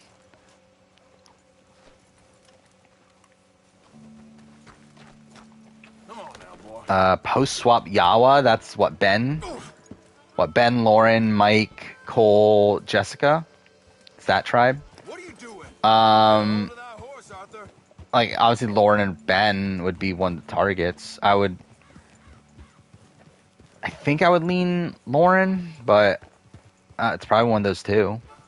Ben didn't have an idol yet, right? Not the kind of place I'd expect to see Trelawney staying in. Did Lauren have an idol? No, right? Yeah, so both of them were idolless, I The best believe. hotel in town. So yeah, it's probably just one of them.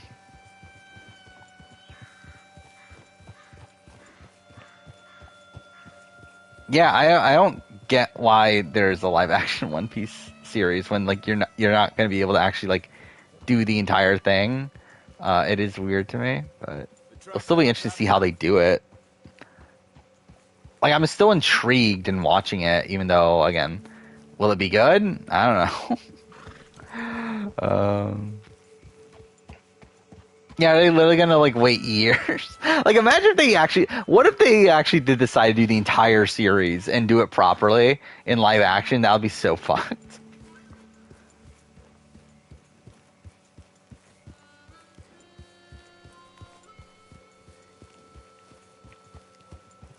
Are they doing an Avatar live action series? I'm sure that's gonna be like you would think it would be bad, right? But... Is she really 30, the one that plays Nami? I didn't think she looked that old.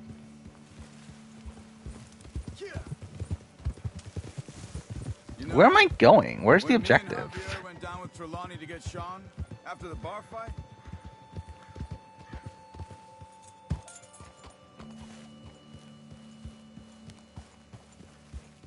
Wait, Argentina's format reminds you of Fresh Meat 1? In what way? Oh, you mean the like one episode of a daily, one episode of a... I mean, yeah, I mean that's like a lot of old school challenge, isn't it? Like what, Inferno 3 was that way too, right? Arthur, I can see the tracks right here. But again, like, yeah, it's just not that. Like, I don't like the format personally of Argentina. I think it's way too slow. We can track them that far. Where I think if this was edited down into like a proper challenge like format of like 1 hour episodes and everything, I think this could be a pretty solid season based on what we got in the first 2 episodes. It's just that again, like they dragged out that elimination for so long. Like that felt really ridiculous how long that went on for.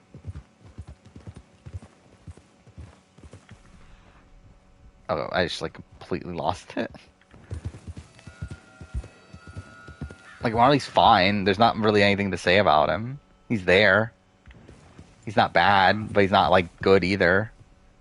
I don't like the voiceover. That's something I haven't loved. Because like it very much sounds like voiceover. Like it feels like it was like recorded after the fact, and that just feels weird. Excuse me. Yeah. Have you seen Do I have faith in Daniel C to make the correct strategic decision for his game? looking for our friend? I don't Not. I don't know. Yes and no. I think it depends on what decisions we're talking about. I think at this point, probably yes. I think timing is probably the thing that I'm a bit more questionable on. I think like the actual decision of like, okay, I need to take out Kuzi, then like yeah. But if we're talking about like, okay, do I take her out at like 7? Do I take her out at 6? Like that sort of thing. Like maybe not as much. Where the hell is he? You both better get out of here. Come here. But yeah, it'll be interesting to see like when this alliance finally starts to go after each other.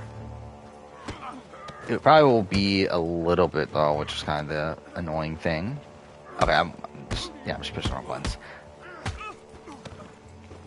Because like more than likely right now, like Santina's going home if she doesn't get the safety or if she doesn't win Beto. After that, like Ty is a pretty big target for most people. Renee is still a pretty big target for most people. It's Trelawney. I don't know anything. And then like after they're gone, maybe we could see like a flip. Tell me where he is. You go to hell. You better tell me now, you son of a bitch. Okay? Who would they even flip? Like if Claudia, I took him to a cabin. like who would Claudia even go after at that point? Which cornfield? Because like she's close to Kuzi, she's close to Daniel, she's close to Jonathan. So it's like I guess she would like would she just go for like would she put up like Hope and Anika? All right. That should do it. And probably Hope would go in that spot. I don't know. That's kind of a weird.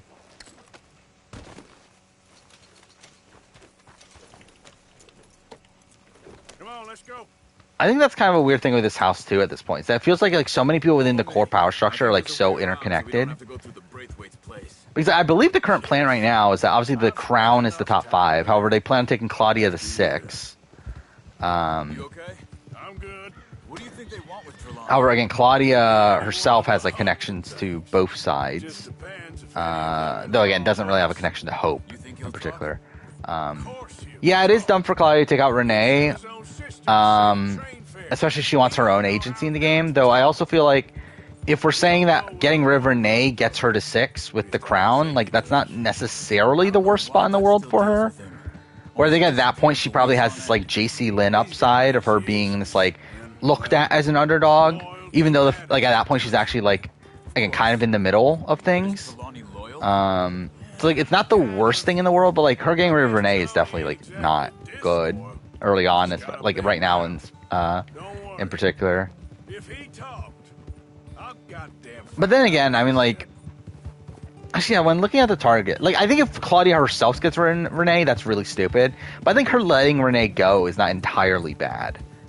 Where it's like, this week, again, if Santina goes, she's in a spot next week to where she obviously has Ty, who's close to her. Again, she's close to, like, Kuzi and Daniel. She's close to Jonathan. So it's like, she does have, like, a... And then she's obviously close to Shania. So it's like, she does have, like, a decent amount of people she's close to. That won't come after her.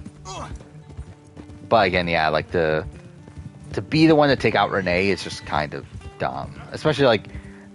I think that's just also a bad look for the jury, right? Where, like, from a jury perspective, that's essentially, like, showing the jury, like, your lack of awareness in the game and you thinking that this person that's really close to you is against you. Mind you, Kuzi said in her DR thing that she actually genuinely believes that that Renee is like the thing that they're like talking about her as, which I think that's probably, I think that's a question mark for Kuzi for me, where like we were assuming that like, okay, Renee's being painted as like working Santina and like all this sort of stuff, and like we were thinking that okay, so that must mean that like Kuzi and Daniel are like tricking people into thinking this, but then Kuzi in her DR is saying that, so it's like she actually believes it, that for some reason she believes that Kuzi or that Santina and Renee are working together somehow, The thing is, after that shack, this will be which remembered doesn't like a really good make sense. time. Put the man down, gentlemen. Worst player, Girly Pops. I mean, like worst player. That's a lot of them. I mean, probably still is Renee. I think Renee just seems to lack social, like, that much social ability. But she just doesn't seem to be good at building, like,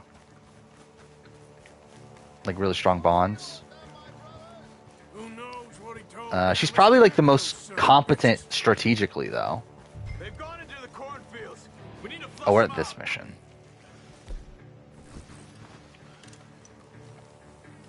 over there, where the birds are. And Rockstar got Cass and Wardog's. Why Wardog's spot? I think there's one over here. But I don't think Rocksroy does well on any season. Even if Rocksroy was on like old school Survivor, would he do well? Probably not, right? Oh, there's the guy.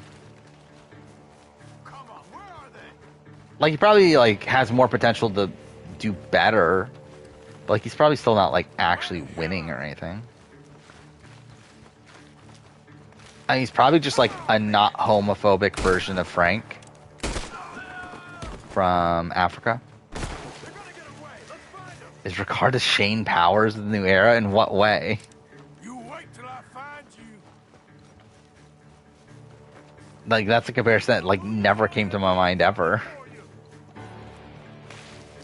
I think it's right over Stockwatch. I mean, this week I went on Daniel, right? This coming week, I'm not sure. I mean, like it might be depending. I think it'll have to come down to like what the projections are, because I think it's probably Kuzi or Daniel, whichever one makes more profit. Damn these sons of bitches.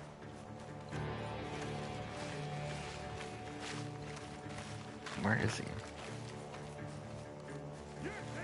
Is it a move against Dimitri's best interest to take out Gary? Not really. I think for Dimitri's it doesn't really matter which one goes. For Ica, I think it matters more. But also, like, I think for Ica should want Gary in.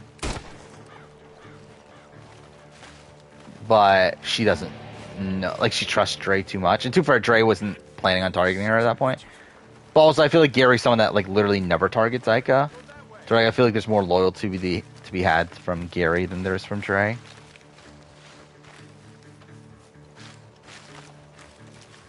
But for Dimitri's in particular, I don't think it really matters that much. I guess too fair. I guess like Gary is better at competition, so I guess like in that sense, it's probably better for Dimitri to get rid of Gary. Because like a lot of Dimitri's game is based around like his comp ability. Did you see those birds?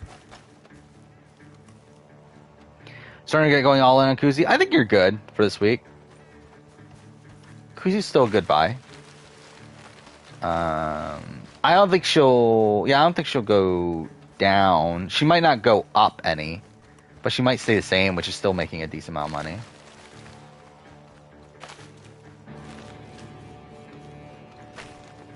Where's Shane? Shout out on the beach to Fiji to assist Bruce. Well then we'll get more nudity on Survivor. So thank God for that. By the way, I did when I did my best or favorite episode for every season video that I recorded recently. I forgot to put the medical emergency episode from Panama, mainly because again, I still would prefer an episode to end with a vote off than a medevac. However, I did rewatch moments of the episode. It is still really funny. It is still a super funny episode. What am I looking for right now? Is there still a guy in here? Kuzi better than Nika? I mean, I think it's way too early. But I think there's potential. Hey! I see something on the ground over here. He's dumped his gear. Look around. He can't have gone far. Strongest newbie cast on a mix season. Probably Edge of Extinction or BB Can 5, I would guess right away. I mean, I guess technically, is Edge of Extinction a mixed cast? I guess it's more of a captain season, right? So I guess it doesn't really count. Let me take him. So if we're not taking that into account, then it probably is BB Can 5. He's not your friend. I'll give you money.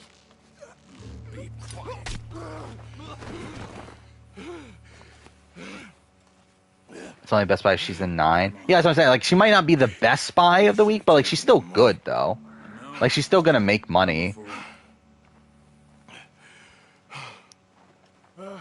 Shit. Thank you.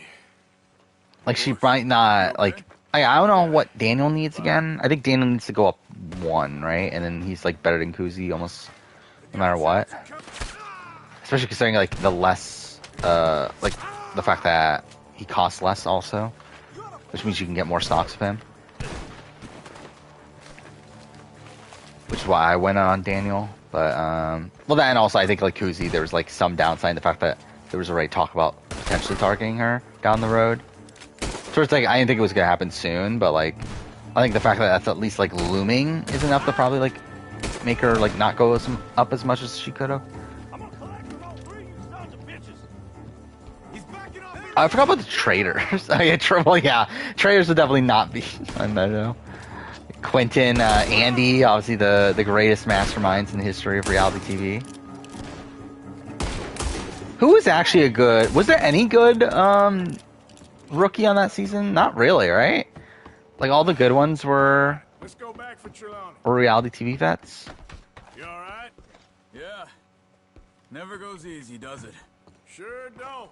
Reaction to Chris Underwood. I'm happy. Let's go see how badly they think it'll be beat up the interesting. slippery feller. By the way, someone posted the commercial of his sock commercial that I completely forgot about until someone posted on Twitter. And yeah, that's one of the dumbest things I've ever watched. What's government agents and bounty hunters? He's at the bottom of your power ranking, really? I don't know if he would be at the bottom of my power ranking. I don't think I'm particularly high on him in comparison to the Fessies, Monties, those sort of people. But I don't know. I don't know if I would have him at the bottom. But also, I don't have the full list of the cat. I mean, he's definitely above Lewis and Dusty. They're not winning this. They're almost guaranteed to be first boots, right?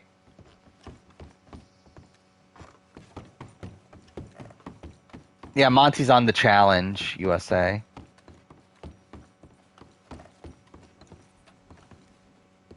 Yeah, I think that's the I believe Chris is kind of has a bit of a dad bod going on nowadays, right? He's not in as good a shape as he originally was on Edge of Extinction, but still, I wouldn't have him I don't think he's gonna be targeted right away.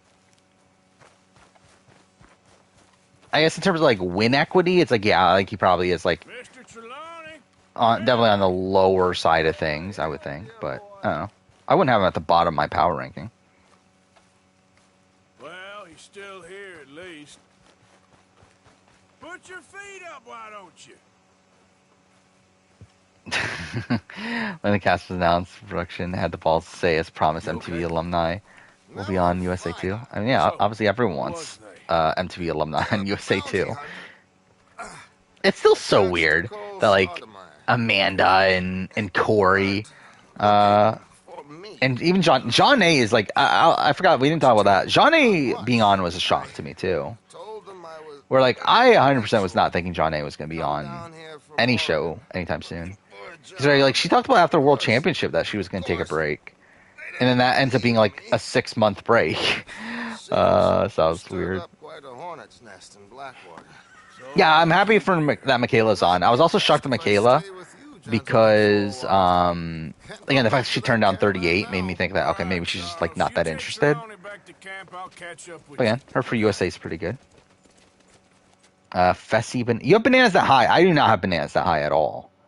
I think bananas, like, I think bananas is right there, Tori. Like, I think they're both, like, being targeted, like, very, very early. Wes, I think there's more of a chance of, though. Tyler, Paulie, Dusty, Monty. I have Monty way higher. Like, I think Monty and Fessy are my top 2. And then I'd probably go, yeah, probably like Tyler. Tyler's pretty well positioned here, by the way. Like, this is a pretty good spot for Tyler. Where, like, he obviously has, like, all the newbies that he can back off on, but he also has, like, connections to Josh and Fessy. So I feel like Tyler should be pretty locked in here. I'll be pretty shocked if he doesn't end up doing well. I plan on doing a top 10 dumbest betrayals. Probably not betrayals, but top 10 dumbest moves, probably. At some point. By the way, I did cancel my top 10 alliance videos. That's something I decided recently. Because I was doing the prep for my top 10 character video for Survivor. And I kind of realized, like, there's more to do here. I'd rather do that. So I'm probably going to do top 10 one-time characters. Like characters that were only on one season. And then also top 10 pre-merge characters. Because I feel like there's enough material for that. And also I just don't really feel like doing the Alliance video anyway. So, yeah. I decided to go that route.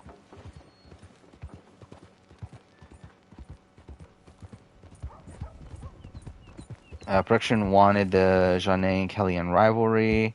I mean, the thing is, Kellyanne's not even on the season. Which is the funny thing. And, like, I believe Gamer said that, like, they're not, that, like, Kellyanne was never on the season. That it was just a mistake. So it's like, oh. It's kind of weird. By the way, that was also a thing, like, that I had to edit out, too. Is because, like, a lot of the, my Kellyanne Janae stuff was talking about the rivalry, which is not even on the season anymore. How low would I have Tori and Bananas? They'd probably be, like, at the middle, just because, like, I don't think I could put them, like, super, super low, because then you never know. Like, maybe they would be able to pull over some people, and then at that point, yeah, they would be in a decent spot. I think, at least, I think Tori would be in a decent spot. I think Bananas is still, like, I don't know if Bananas is beating, like, Fessy, or Monty, or, like, those sort of people in the final. Especially, like, modern day Bananas. Like, Bananas is, like, what, 40-something at this point? Like, I don't know. I don't really have... Can I help you? Game? Okay, cool. Yeah, I don't really have that much faith in Bananas in the modern day, but... Yeah, we had some trouble. Again, you never know. Trouble. What you want? Will the Alliance have duos? No. I think I would have made the rule that has to be at least 3 people, I think. Because I think duos can be its own video. Out by the stables, I think. Thank you. And, But yeah, I think 3 people makes sense. Really, 4 makes a lot of sense, but, like, I might just do 3 just for the sake of, like, I'm never doing, like, a top 10 trio video. So it's like, I guess I would just make it 3 or more.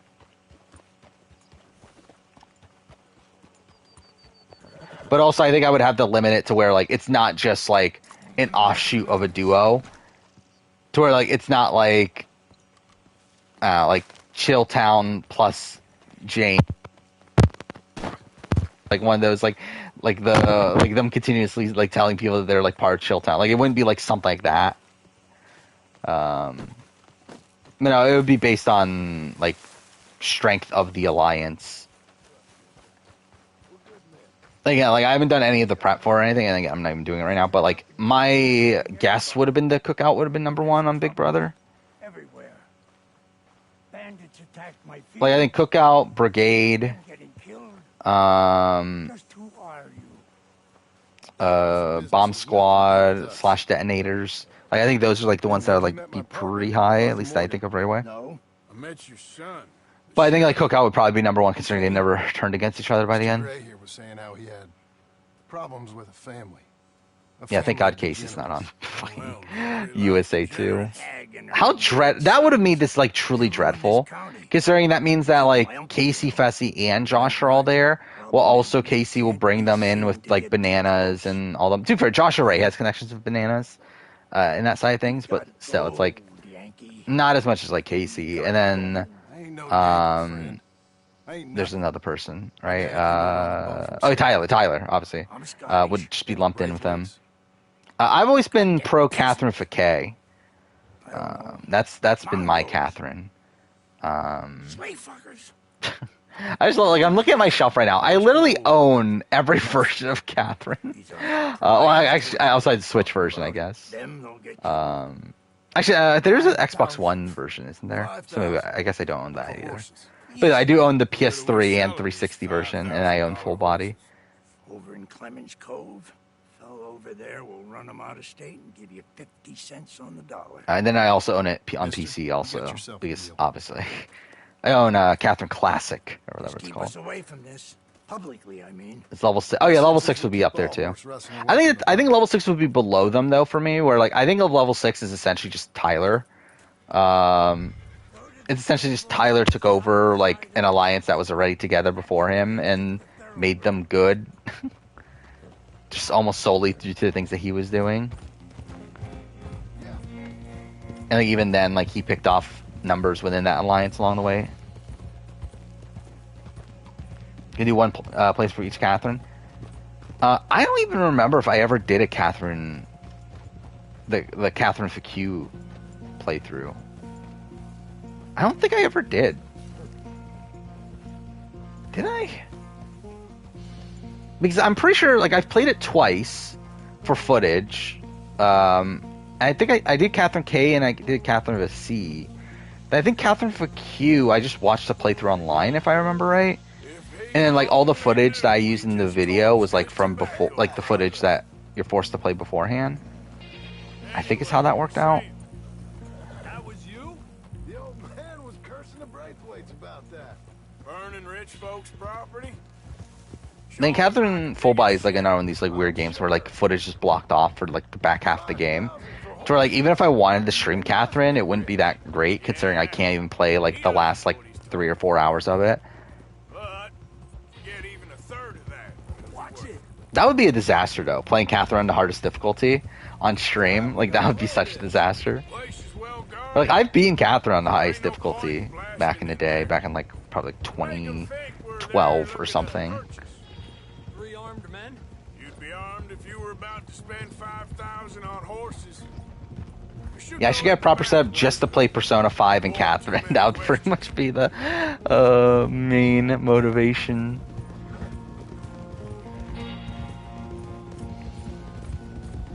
It's always Atlas. Like, fuck Atlas. It's Atlas messing up everything. Because, like, no one blocks footage anymore. It's only fucking Japanese companies, particularly Atlas. Like, Atlas is, like, the only one that actually blocks off game. Like major portions of the game. Because, again, like, Atlas for... Like, the original Persona 5, like, everything is blocked. And then Royal, it's in the third semester that's blocked. But you can play up to that point unblocked. And then Full Body, I think it's at the point where... I guess that would spoil things. But yeah, there's like a point in the story where like everything's blocked after that. Like even if you do regular playthroughs, which is really dumb. Significant investment in some stables down here. And I think like there's a couple other games I can't really play on stream because things are blocked. But at least like a lot of those are like earlier on to where like they're not like recent-ish games. Like something like Batman Arkham Knight, they blocked the ending of. to where like I wouldn't really want to play that, considering like the last like 2 or 3 hours of it is blocked. But like at least that was like when like the early days of the PS4, to where like companies didn't seem to know what they were doing. But again, like Atlas is doing this in like 2020. Actually, Final Fantasy VII Remake. I forgot. Final Fantasy VII Remake was one that like they blocked off the final chapter. That's it. Its original release. Then again, the PS5 version wasn't. That's how we streamed it. How Catherine's doing Survivor? I mean, well, Catherine of Assisi is pretty much Parvati, right? Like, actually, no, it's not even actually Parvati. That's like what Jeff thinks of Parvati is more so. Catherine of Kay. I think Catherine of Kay is like. I was gonna say like a Sophie, but I guess not really. She's like manipulative though, right? Like she has her ways. Catherine McHugh, I don't even think you can put on Survivor. Saw a streamer where each chat had an avatar and we can control them with their channel points. Have them in what?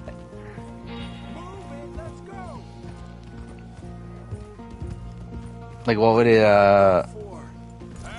like an avatar in what? I don't have Amanda below Tiffany because Amanda has great endurance, great puzzles. See, like, I think for me the issue of Amanda is that I don't know where Amanda's going socially in this game. Where I feel like Tiffany can have numbers here. I feel like actually like the fact that Hannah and Kylan aren't there is actually probably a better spot, I think, for Tiffany. To where like I feel like Tiffany has numbers, but still not to the point where like they're blatant numbers, to where like people are targeting her because of those. Hello there. Can I help you? And like beyond that, again, she seemed to be pretty decent in dailies at least. We always got horses. Last time, again, is she winning a final? No. You, friend. Yeah, you do. Come on. But like I think there's more like long-term potential for Tiffany in my mind than there is for Amanda. Whoa. I don't like officials. We ain't officials. We're connoisseurs looking to do some breedings. Come on now, partner. Okay, fine. Follow me. So so it's just like not even like okay, so it's just like a weird like avatar thing that's like on screen. Like it's not even like in the game or anything. It's just like a thing from a stream. Unofficially. Of course.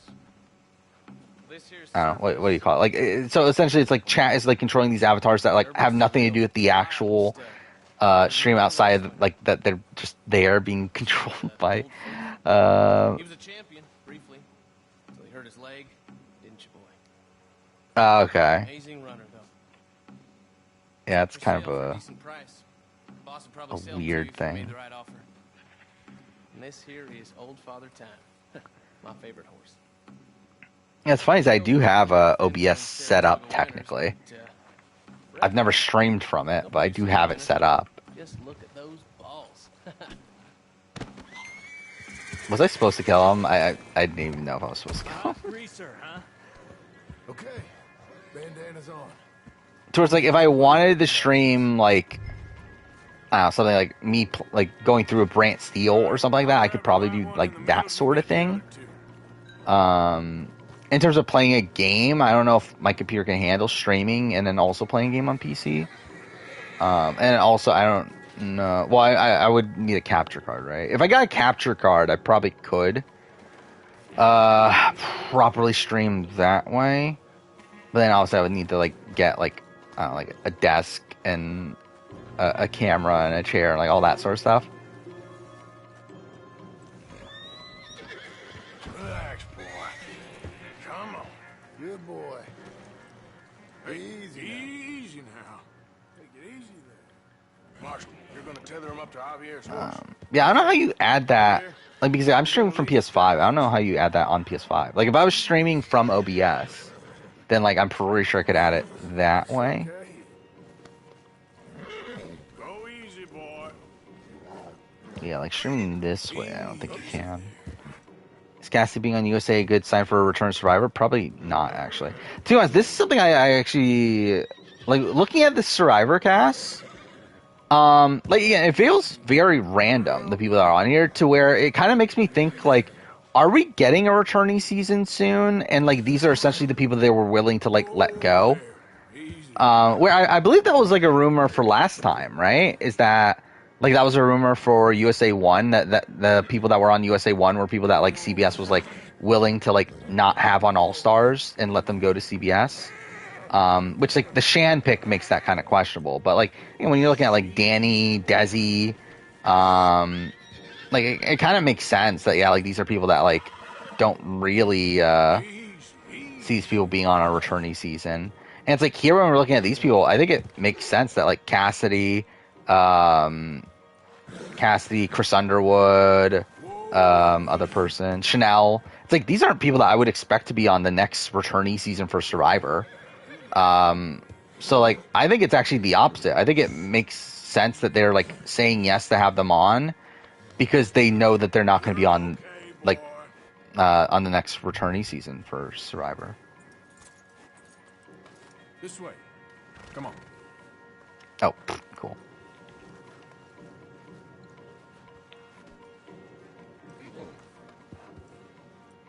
Wait, do I need to calm it again? What? It's okay. Imagine how much calmer chat would be if we just fight each other. I mean, I guess. Carson getting a Dreams edit? I don't think that's a Dreams. Like, I mean, it's not really a Dreams edit. But do I think he'll be the one to betray Ratu? Probably. I think that's kind of been set up for a bit. But again, I think that's like not really. I don't know what makes it Dreams edit. It's like I don't think Dreams like if Carson's edit is like because like Dreams is someone that was actually loyal to the Horsemen for a while, and then turned on them like by the end of it. It's like here of Carson, the entire premise of his relationship with Ratu is to betray them. It's like kind of like a completely different like portrayal of the situation. And too far, I think that's because like Carson himself has a lot more intentionality than Dreams did. Relax, boy. Come on. Good boy. Easy there. Easy now. Whoa. Easy. Marston, you're gonna tether him up to Javier's horse. Okay. Javier, who benefited the most from Matthew? I mean, yeah, Carson. Easy. Get easy there. Whoa. I don't think that's the reason why Ellie was prominent is because of Gabler. Like, I think she was going to be prominent anyway.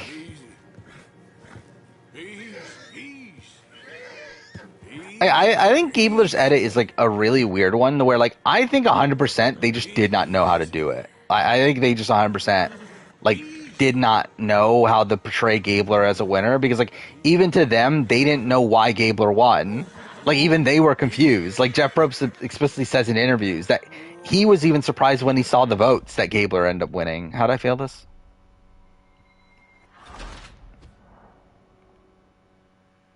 So I think, like, them trying to tell the story of a Gabler win, I just think they didn't know what to tell, like, what to do with that story. It's like, I don't think, like, Ellie's prominence in the edit is because of Gabler. Like, I think 100% Ellie's, like, prominence was always going to be there.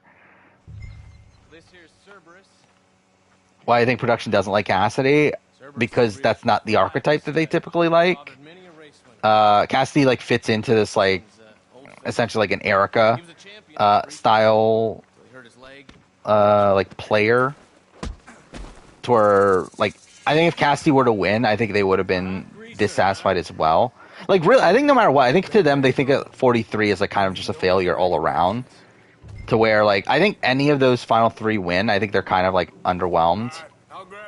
I think they definitely wanted Jesse, Cody, Carla to be the winner. Relax, boy. Come on. Good boy. Now, do I think they would have probably preferred Cassidy over Gabler? Potentially, just because I think the storytelling for it's a lot easier. And again, I just don't think they knew what they were doing when telling Gabler's story.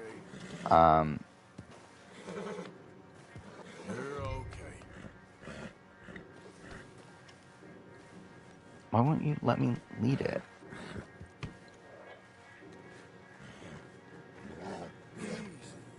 It's not letting me lead it.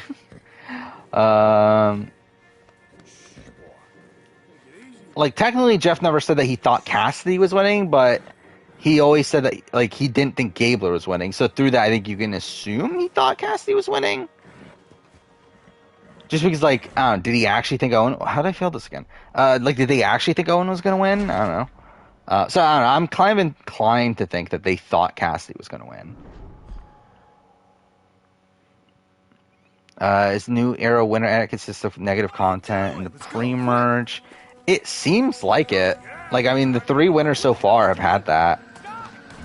Which is kind of why I'm not ruling out, like, Jam, not ruling out Carson. Because, like, both of them do have, like, pretty big moments of negativity early on. Or at least, like, being undermined by the edit.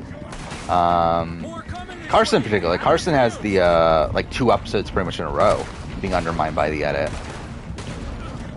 So, like, that's why, like, I feel like I'm higher on Carson than most people. Because I feel like that's not truly damning in the modern, like modern editing style Survivor. Hey, is Carson winning? Yeah, I think he's one of 3 people that can win. How'd I die? Cool. I have to get actual surgery on my tooth. Am I gonna use the community tab? Probably not. I'll probably use Twitter. But also, like, it's not gonna be that. Like, if anything, they're just gonna have to, like, take out the filling and then redo it.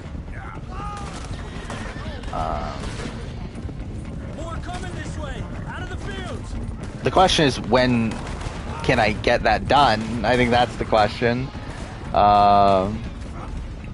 Hopefully it's, like, tomorrow. If not, then hopefully it's at least before the Wednesday stream. But, like, there's no way I'm actually missing the Wednesday stream. Because, like, even if they were to do it, like the dentist... Okay, fuck off, game. Dentist office, like, closes at, what, like, 5 p.m.?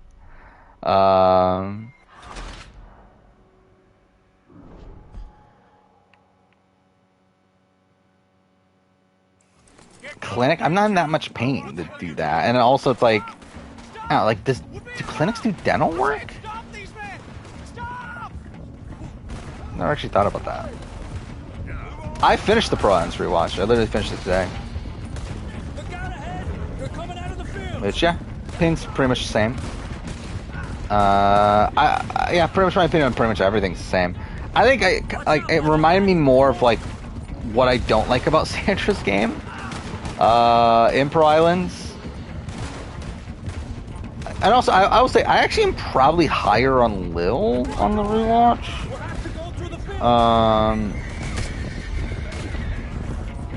To where, like, this is something how am I dying? Like, what's even going on here to cause me to die? I guess I'm not, like, killing anyone behind me.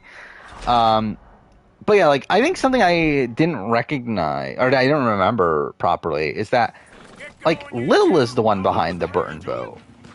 Not as much Sandra. Where, like, Lil is the person to bring up taking out Burton. Now, it's like Sandra had already planned on doing the same thing anyway. But, yeah, I didn't realize it was Lil that actually mentions it first. I mean, Lil's still not a top 10 non-winner.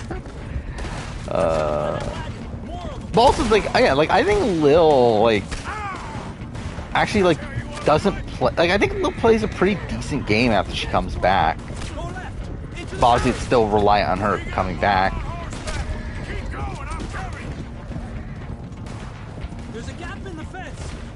But, like, she's the only one that, like, stays in the majority the entire time. And it's still, like... And it's essentially, like, the decision maker for, like, the final, what, 5 on?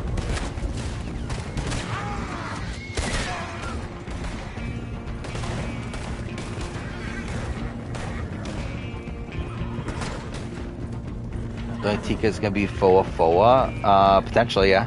I think it's probably gonna be what we're looking at. I don't know if they necessarily get to the end like Foa did, but I think they'll at least like take control in at least the Taku sort of way of at least like until the end game.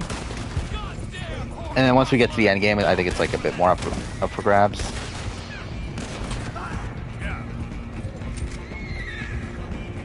You see any more of them? You have Agumon Strive, yeah. You get Agumon no matter what, right? At the beginning? Shit! One of the stallions is Yeah. loose. So yeah, I did get to that point. Like I got, I don't remember where I stopped, but I did play like 3 hours, I think, of it. I finished the prologue, which like the prologue was ridiculously long, if I remember right. Wait, how did I feel this again?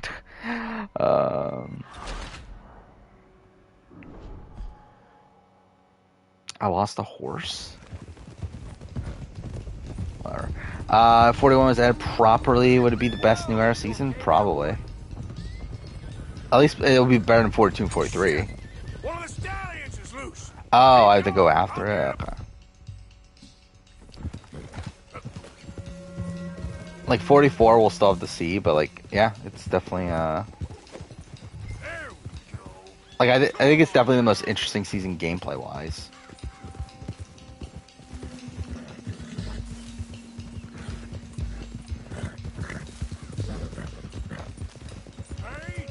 Yeah, I could see that with Jam Jam too, of like him being like the like this like bigger jury threat by the end that like Carolyn or Carson end up taking down.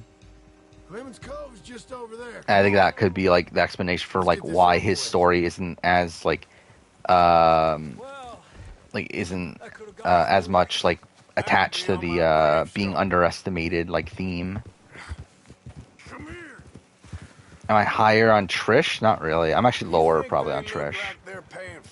Where like I still like think the fact that Trish was like willing to flip against Rupert and all that stuff is good, but the way she does it is terrible. And I think that's like made me even lower on her. The fact that she's like thinking that she can like rope in Sandra into it. Despite like there's even like talk at the time that like Sandra, Krista, and Rupert are close. What am I doing? Come here.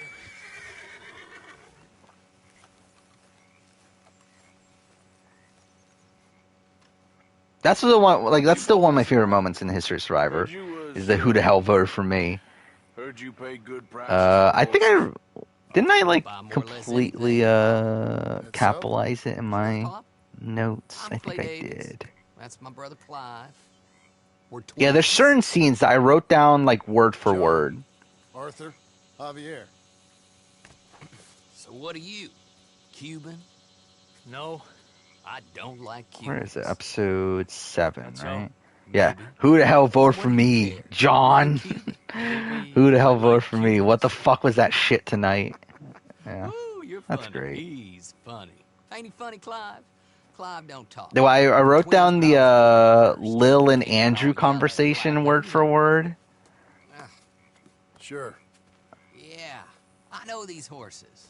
Yeah, like, do you want to vote with the Morgans? It's important to us. You guys are gonna ditch me off Give again. you 654.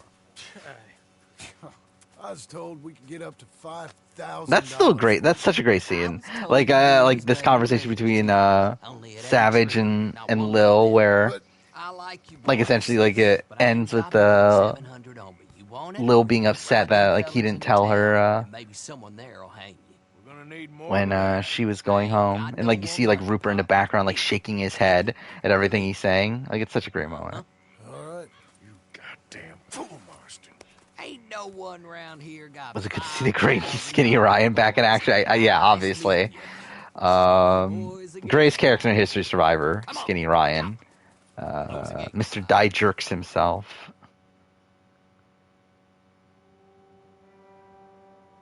Yeah, trusting Sean's also dumb. I think from their perspective, like I think Sean's like less egregious in the fact that at least Sean had a file too with John, and then also like where's Sean going? Like he had no other numbers at that point. But again, like, I think Sandra's like really like the big one that like cost them. Is trusting that Sandra would be in on the plan. Still find it weird for Carolyn to lose. I'll be honest, like I was thinking that until like this last episode like made me doubt it. Where the fact that like everyone seems to be so, I mean, the thing is like everyone seems to be dismissive of her. I think that's probably like the big thing. Because like also like edit wise, like it doesn't seem like people are actually dismissive of her, or like I think like real life wise, it doesn't seem like people are actually dismissive of her. It's just that it feels like the story of the season is them trying to make us think that they're being dismissive of her. The question is that does that turn around? Which I would think that you would think that would happen. However, like just based on like this last episode though, where like they had to bring up once again that Carolyn is like being like even at the merge now that she's not being listened to and everything. Like I do think it's like a little bit of a worry that like would she like get to the end and not get any respect? Like would they still look at her this way? Not sure all that line of thought serves you and me very well. That's because Cowpoke, you are Hard to underestimate by players, like you said in the premiere. I mean, yeah. I mean, he said it more than just in the premiere. He said it like a billion times in the season. Like literally episode 6, right? Yeah, his conversation with Kane. Like that was all about him being underestimated. This last episode also had a lot of it too. Yeah, Rob and Josh's Lil impression. It's fun. I really want to re-listen to TEOS. I just don't have the time. Get the words out properly, fat man. But it would be great to re-listen to all that. Things were about to get ugly. But you know First time you watched Pearl Island, you actually felt really bad for Skinny Ryan. Yeah, first superfan kind of was Rob. I mean, technically Mitchell Olsen was a superfan of Survivor Borneo, so I mean, he's like the first person to be like cast because he's like a superfan, but like, and to be fair, Rob was actually kind of the opposite, right? Like Rob wasn't cast because he was a superfan. He just so happened to be a superfan.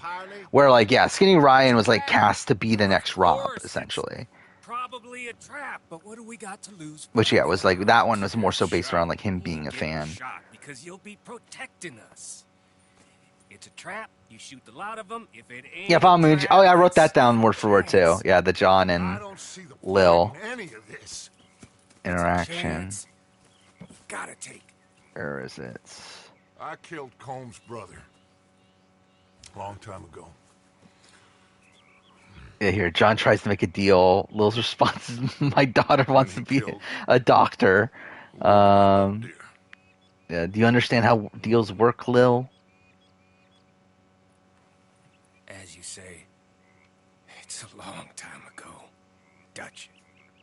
Yeah, it's like, it's such a ridiculous conversation. Yeah, like he asks her, who do you want to go against in the final 2? She says, how many people you screw over, John? He says, everyone in the game.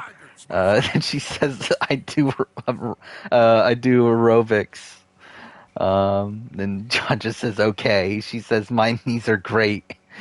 He says, okay. She says, my ankles are great. Again, like, yeah, these are called squats in aerobics. You know, what riveting conversation there. What a mastermind Lil is. Yeah, where's the spear in the ocean? Yeah. Again, there's a lot of great lines in Pro Islands. What mission is this? I have no... Yeah, I genuinely don't even know what mission this is. Let's go then. We don't know what... I mean, like, his jury question... So, supposedly, like, what made air is that he essentially just asks her about her uniform, right? But, like, I believe, like, the reality is that he asked, like, a super harsh question to her that like caused her to like break down and like leave set supposedly, and like that they decided just to not air it.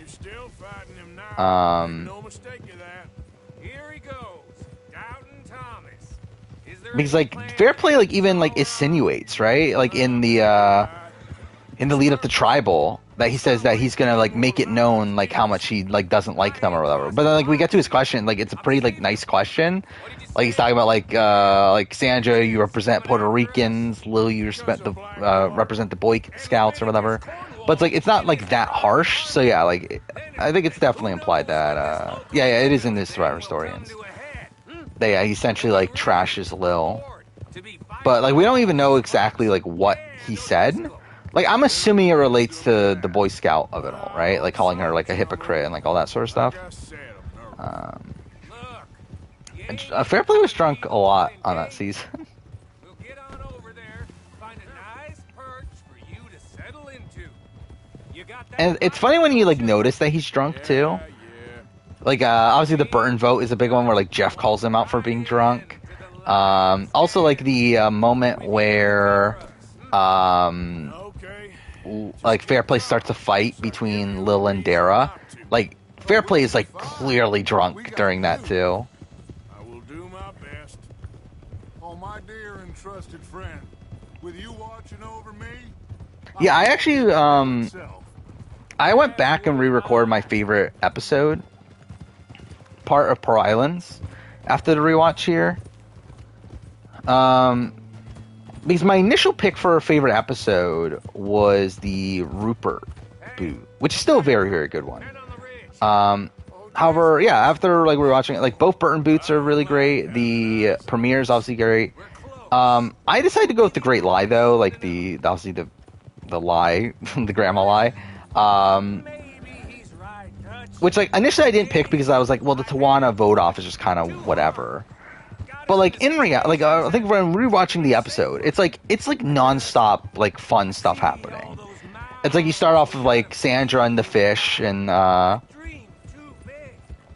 and like her like accidentally spilling all the fish, and then the fight between her and John, Krista getting blamed for the fish. You get the reward, obviously the dead grandma lie. Then you have Tawana, or you have Sandra. Like sneaking Tawana out to like listen to Burton and John's conversation in the middle of the night. Then you get the immunity challenge where that's the one where Burton where Jeff Probst declares Burton the winner. And then like it turns out that he spelled liaison wrong, so they have to do it again. That's kind of interesting. And then like you get the John like pitching to Sandra and Krista at the last second, flipping them to vote out Tawana. So it's like there's like a lot of stuff that happens there. Even though like the Tawana vote off is just kind of like, again, who cares about Tawana? Michelle Round, I don't know if necessarily great, but yeah, like the reason why Michelle goes home is funny. Be a rotten death, yeah. Great line. I mean, too fair, he says it like 3 times, I think, in that one scene.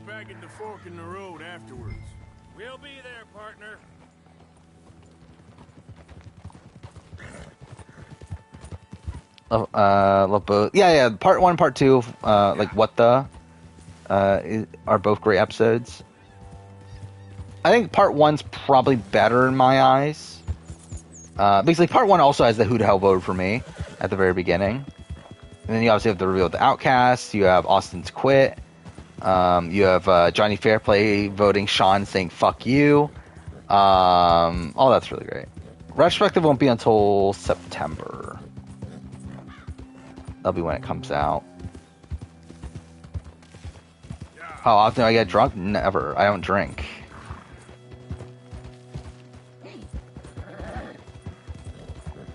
Santino worse than Spicy V? Debatably?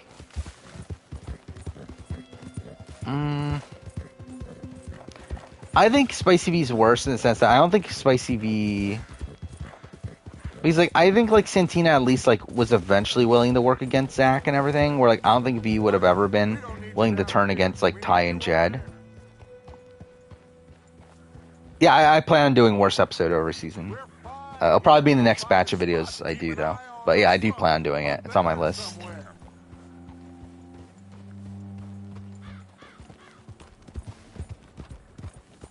Sean... Yeah, Sean, like, got a lot more screen time than I remembered. I always remember Sean as, like, kind of, like... kind of this, like, idiot, but also, like, the fact that, yeah, I didn't expect him to get that much screen time, but... Yeah, he's kind of pretty prominent. But he does largely get a dodo edit, though, but still. He's definitely around. And, yeah, getting the fights with John. Yeah, fuck.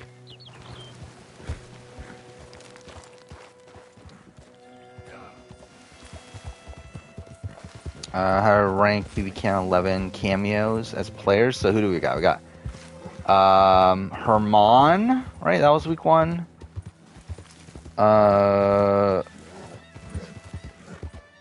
who's week 2? Oh, it's Chris Wiley. Chris Wiley was on BB Can 11. Okay, Herman, Chris, Kiefer, Victoria. Is that it? Oh, I guess it was Victoria Kiefer, but either way.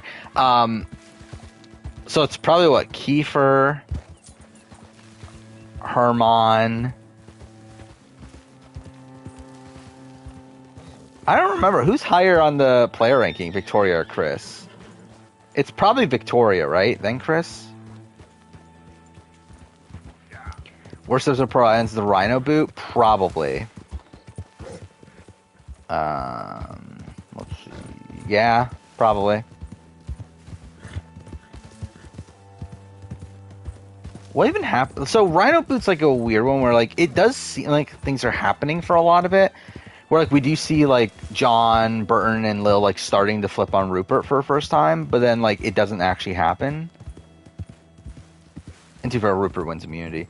But I do wonder like how much of that was like actually the plan, or how much of that was just like kind of BS and like we're gonna do it next time.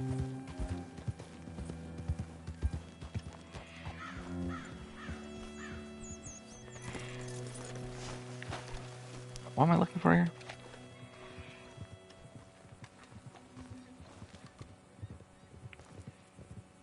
I don't even know what I'm doing, but okay. Skinny Ryan boot. I mean, that's definitely up there too. Yeah, I think episode 2, even episode 3 isn't the greatest, but like at least there is like Lil losing the was it fishing hook and everything. What else is in that episode? Actually, I mean, let's look at the notes. Krista is like, yeah, that's kind of a middling episode, but like I think it's still better. Better world. The other really bad ones. How's that coming along? Let's see, episode 2. What do I have on my notes? How's that? We got a lot of Austin wanting to quit. Which, by the way, also like the Austin quit was not as bad as I remembered. Like I said, like I always like remembered like Jeff being like super harsh on Austin when like he's not really until after Austin leaves, or like at the point where he like snuffs Austin's torch. Like there's this like massive turn it feels like from Jeff to where like immediately after he leaves he's like people work too damn hard, but it's like he's not that rough on Austin when he's there. I think South Pacific's a top 10 season, probably not, but it's like maybe top 15. Why did Lil get eliminated? Because like she was considered the weakest on the tribe, and also had less of a personal connection to most of the others. I like that about you. Where I believe the only person she really talked to was Savage. Go home. Is this thing? Where like Dara had more connections to like Rhino and Tijuana, and also still Savage. Oh yeah, that's the episode where we is that where we get? Yeah, that's where Drake, I think, opens the chest. Is that the episode? Oh no, this is episode 2, not episode 3. Never mind. Episode 2. Oh, you do have Sandra visiting Morgan. That's a great scene. Strange times. They killed Shaman. Oh, you do have Sean losing the spear. That's in episode 2. That's a good moment. Can draw them all back. True. Where'd Colin and Patrick I think they speak to the law. That has to be crap. It ain't worth the Oh, we're at this mission. Got a sense about Vanderlyn. He can play him. Once he realizes we got his man here, they'll all come right into the trap. Yeah, I mean, outside that, like a lot of Morgan is just Austin wanting to quit, and that's not that interesting. Episode 3.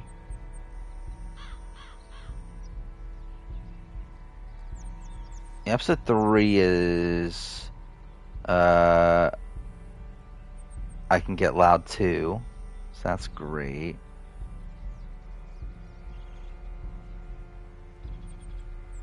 That's kind of a mixed episode. Yeah, what happened to the Rhino episode? Relax. I got him. Did I kill you? Yeah, Rhino episode. You have Burton catching a stingray, and him continuously just touching it despite getting stung, which is kind of funny. Rhino hates Lil, that's a thing. The reward was kind of boring. But it's like Burton and Lil like solidifying an alliance.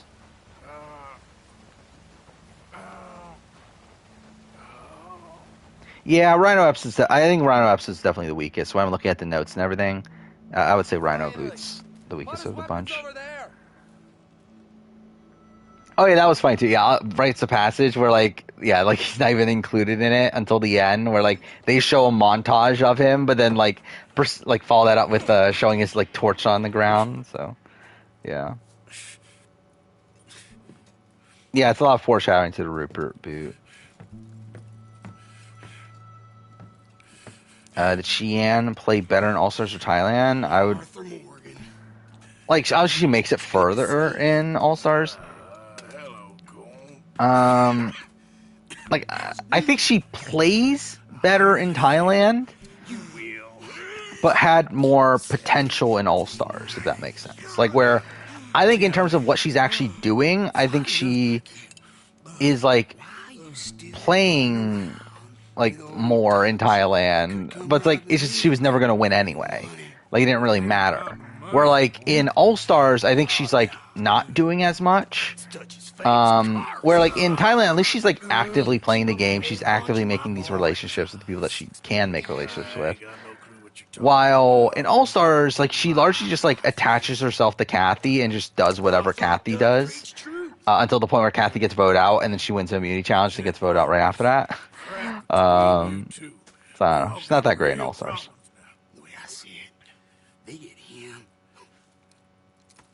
Oh yeah, that's it. Yeah, and like it's all bad footage of Austin.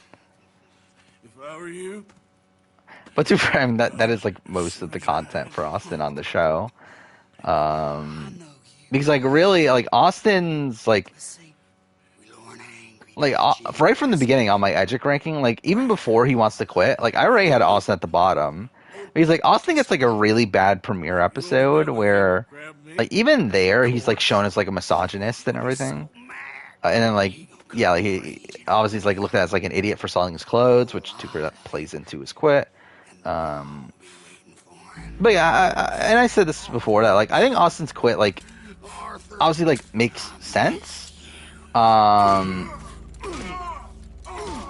obviously he sold all his clothes. He just like obviously was just like having a terrible time with the conditions and everything.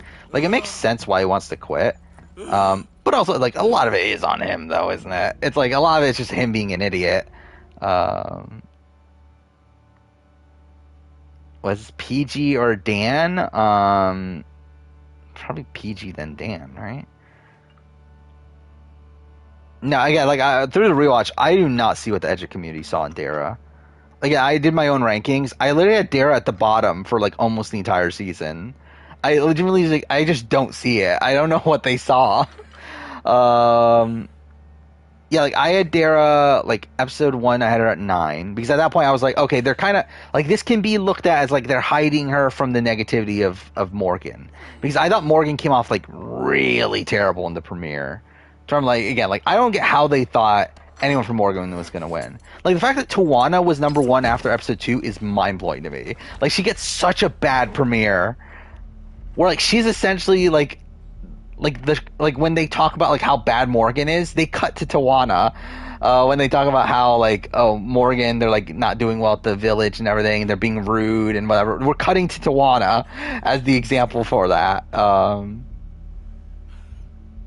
Like I think like later on, like I think for sure like Morgan early on, I don't get how you think that they can win. I think by the time they start to have a resurgence, I think you can make the argument that like, oh, this is like a new leaf. Like edit wise too, this is like now we can start a winning storyline for Morgan. But again, like I don't get how they actually thought like a Morgan person was winning for the first few episodes. Like that just doesn't make that much sense. Yeah, finale's not great, but I still think like there's enough good stuff there to where it's not the worst episode. Because yeah, I still like the John like causing the fight between Lil and Dara. You have the final immunity challenge, which is like an all-time great one. But yeah, like outside that, it's like it's kind of just a finale. Skinny Ryan actually gets a decent premiere. Like, the thing is, like, with Skinny, I mean, like, he gets negativity from everyone else, but again, like, we're shown that Morgan is a bad tribe. Like, we're supposed, like, I think through the premiere, like, I actually think Skinny Ryan came off well. Yeah, I had Skinny Ryan number 6 after the premiere. Like, to me, it's like everyone else on Morgan was shown as bad, and through that, with them saying that Skinny Ryan is bad, that's essentially like us seeing Skinny Ryan as good because everyone else is bad and they think he's bad. So it means that, like, they're wrong essentially. And again, I had Lil at number 1 in episode 2. I had Lil number 2 episode 1. Like, I had Lil extremely high because I feel like that's the way I would have been interpreting this at the time. Is that, like, with us seeing how bad Morgan is, I feel like us seeing the people in the minority of Morgan is essentially, like, the only people from Morgan that can win.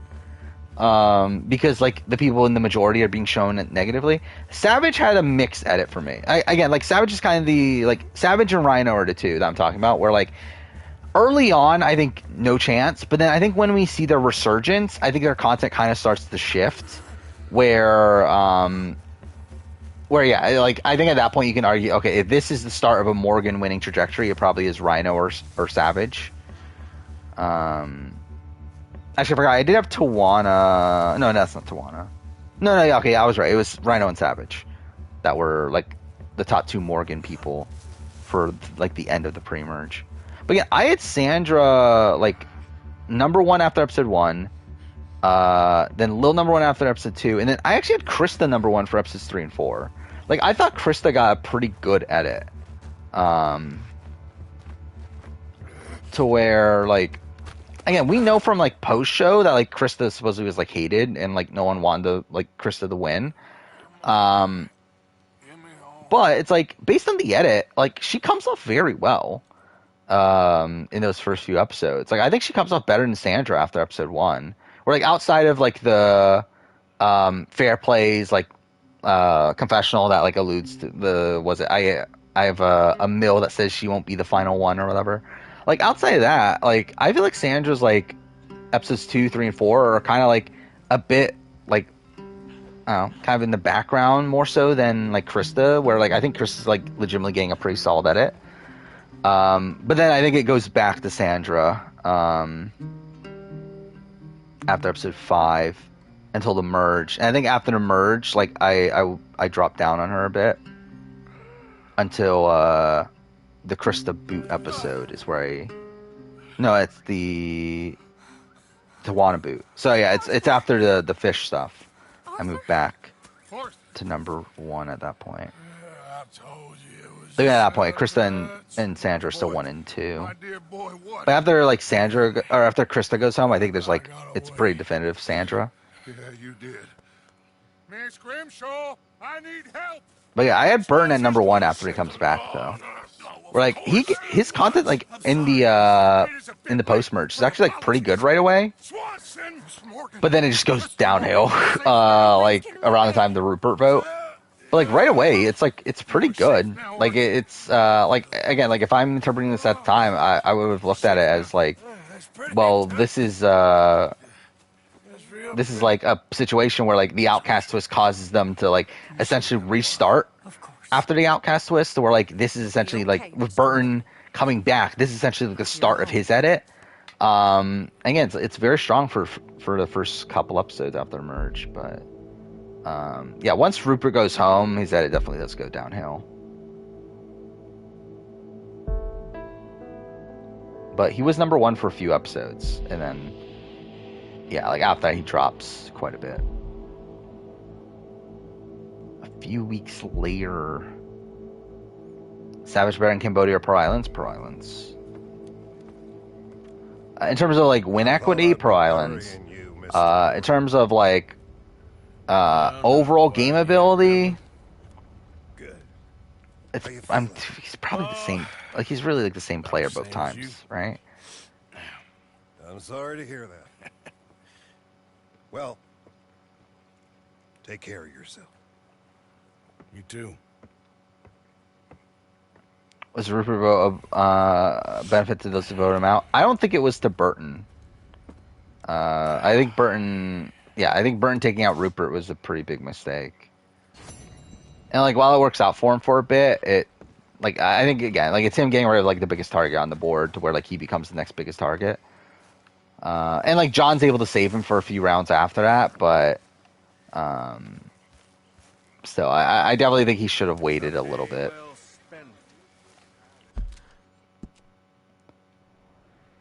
I guess like for them, they were like worried that Rupert was gonna like completely win out, but it's like he wasn't going to, was he? Rupert does do pretty well in the challenges in Pro Islands, which is funny considering like he's never won an immunity since, right? Evening, Arthur. Like, did he win one in All Stars? I don't think so, right? And then he never wins one in Here's His Villains. Are you busy, Arthur? Where's he at? Oh, there. Why? Well, I know you think I'm Watch a streamer play this game called Breaking 13, and you think it's the worst time I'll love your dead grandmother? What is Breaking 13? Slippery as an eel in an oil slick, but still a man. See. Because I think I found something interesting. Yeah? Have you ever robbed a stage? A thrilling narrative game with interactive cinematic experience. Of course I robbed a goddamn stagecoach. You know I have. And what's the problem with stage? It's only like a 2-hour, 40-minute game. Attempting to put a bullet in your head. Not quite. The odds. I mean, Oh, it's from this year. Sometimes. So I can play it for 2023. Is it FMV game though? Introduce you to a new best friend, and he's going to give you all the decent robbable What is this? stagecoaches a hot-blooded degenerate could require. Well, I could require a whole lot. So where do we Oh, find maybe I'll watch a playthrough of it down the road. Why do I not drink? I just never did. I at this point it's more so like I don't want to spend the money to drink something I don't even like drinking. Wait, where's my horse? Here. Wow, I just never liked alcohol. And again, I'm not the type of person that goes like partying and stuff, so it's like I don't really have like a reason to. And also, again, like it costs more money than like costs more money than like soda, which like I would rather drink soda. To be fair, I mean you wouldn't obviously be drinking. So you would assume you wouldn't be drinking as much alcohol as I drink soda. But still. Gentlemen's canes and rabbits to pull out of hats. Among other things, I had Am I supposed to be following him or no? I guess I'm just going. shares in a gold mining company. Excellent return. Oh, you actually played Murder Sonic the Hedgehog? Hey, I wouldn't be opposed to trying it out by the time I do my 2023 video. Fortunate run-in with the law. Yeah, that's how it goes. Thanks for disappearing on us during that. Yeah, alcohol is like really expensive. I've done my part. Like looking at like the 12-pack of White Claw, I think it's like $20 or so. You boys It's like, should really watch yourselves with those two families. This is a small I think I'm good. People talk.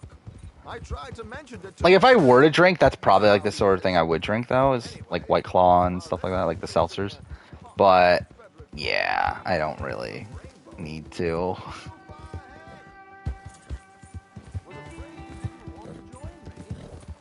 But yeah, like I never liked wine.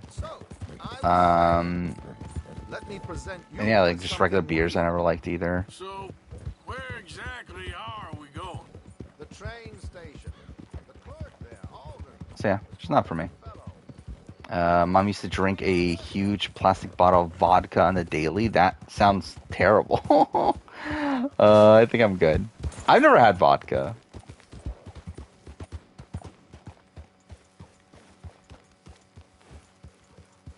But also, it's not like I care enough to go and drink it. Player ranking. I have a little higher, but outside that, it's very similar to mine. I have Krista lower, also. We don't want to scare him off. Oh, I almost forgot. Bill asked me to. But yeah, outside of that, I think it's pretty close to mine. As soon as you can. Something to do with the craze. I thought I'd nab you first. You did? Okay. Thanks. Wait, they're playing a murder mystery for Amy's birthday, so you have to solve that plus a greater mystery on top of it. So it actually is like a full-blown like murder mystery game. It's such like a weird, like why'd they make this? But it'll still be interesting to try out. Man, it sounds constantly crashes when trying to load missions. That's really dumb. What are you playing it on? You're playing on Xbox? Is that what you play on?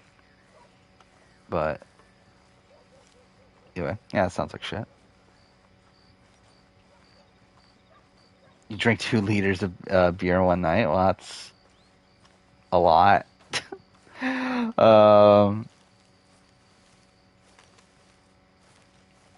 Yeah, I couldn't even like legitimately drink. Like, yeah, it's just like, I don't know, it's not my thing.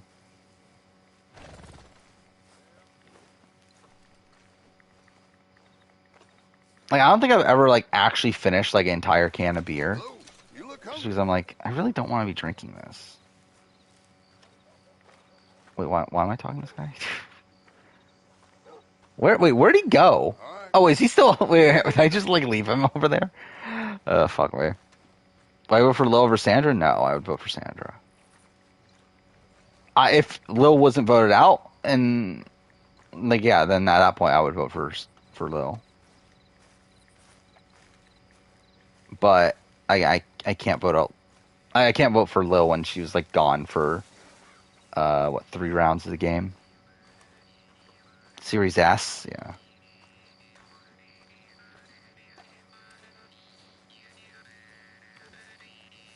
So yeah, I'm like, I don't know, hopefully it's not that bad on like Series X.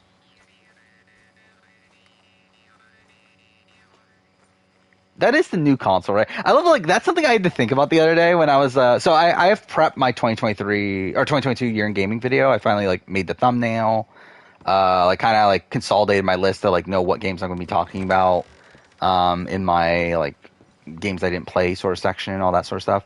I got all like the images and whatnot. And yeah, like I was looking at like, so I wanted a picture of a Series X. Listen, like I wanted a picture of the newest Xbox console. And like I generally like was confused when I was like, Series X or Xbox One? Which one is this generation again? Like I feel like to me, like I'm just like so disconnected from Xbox at this point that like, and also I feel like Xbox themselves like don't really care about their console anymore either, right? It's like it's just like, like I don't think they're like the actual console itself really matters to them anymore.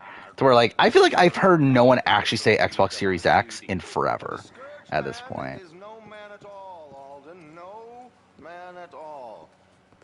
Yeah, supposedly so I believe what happened with the Outcast is that they were essentially taken to Ponderosa, but they were given rations that you would be given on the island. So like they were only given like a certain amount of like rice per day. They were like they couldn't sleep in a proper bed and like stuff like that. But they still got to like technically stay at Ponderosa, I believe is what happened.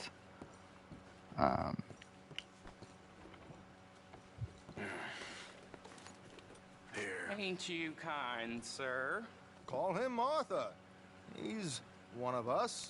Bot Paranormal Site? Okay. I've never even heard of that. Well, this is Let's perfect see. timing.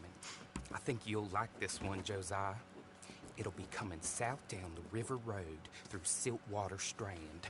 Thank What you is all. this? Thank you very much. Oh, it's another like murder mystery Josiah, game if you or Arthur are ever out Strawberry Way, by Square ask for Enix. my colleague I there. feel like I've heard of it. Feller called Hector. He's also one of the. Dude, I feel like I'm definitely not in the loop of games as much as I used to be, especially in terms of like non-AAA sort of stuff. I feel like there's like so many indie games that just go over my head at this point. Oh, adieu, Josiah.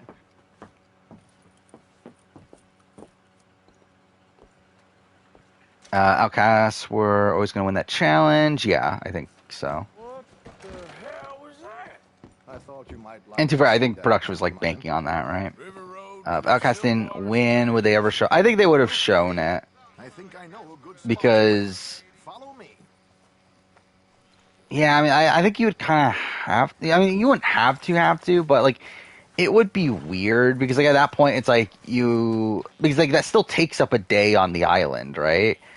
To where like that's essentially because like they planned on that being an episode. So it's like, yeah, if it ended up happening where like Outcast came in last, it's like, I guess, yeah, that means that there's no tribal and that they just merge. But I don't know. I feel like they gotta like show it to a degree because like they were already planning on there being an extra episode anyway. Unless they like just decide in post to make it like one less episode, which to be fair, I mean like Pearl Islands was an episode longer than recent seasons, so like they technically probably could have. Where's my horse?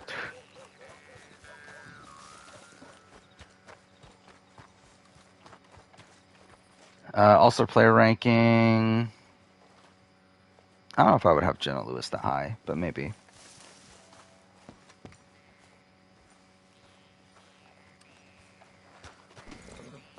Yeah. I don't know if I would have Sue that high either. The Sandra beat Fair Play Dara Burton. I think she beats Fair Play Burton. I think Dara beat... No, Dara and Sandra's like extremely close, right? So what is Dara Sandra? It is Rhino votes Dara, Rupert votes Sandra, Tawana votes Dara, Krista votes Sandra, Burton votes Dara, fourth place, well, that was Dara. So Lil and Fair Play votes. So it is a Dara win because Fair Play votes Dara. And then Lil, I think, can go either way. Now, again, like, I think like Lil's over Rationale over Sandra's is really weird because, like, I guess like she like takes Sandra to the end because like they're both mothers and that sort of thing. But like also like we know from like post show stuff that like Sandra like supposedly like yelled at Lil like every night talking about how annoying she is and everything. And like Lil explicitly like refers to it in Final Tribal. Like she explicitly says that you called me a mother effer every night or whatever. It's like I don't know if she votes for Sandra still, but like I guess there's a chance, but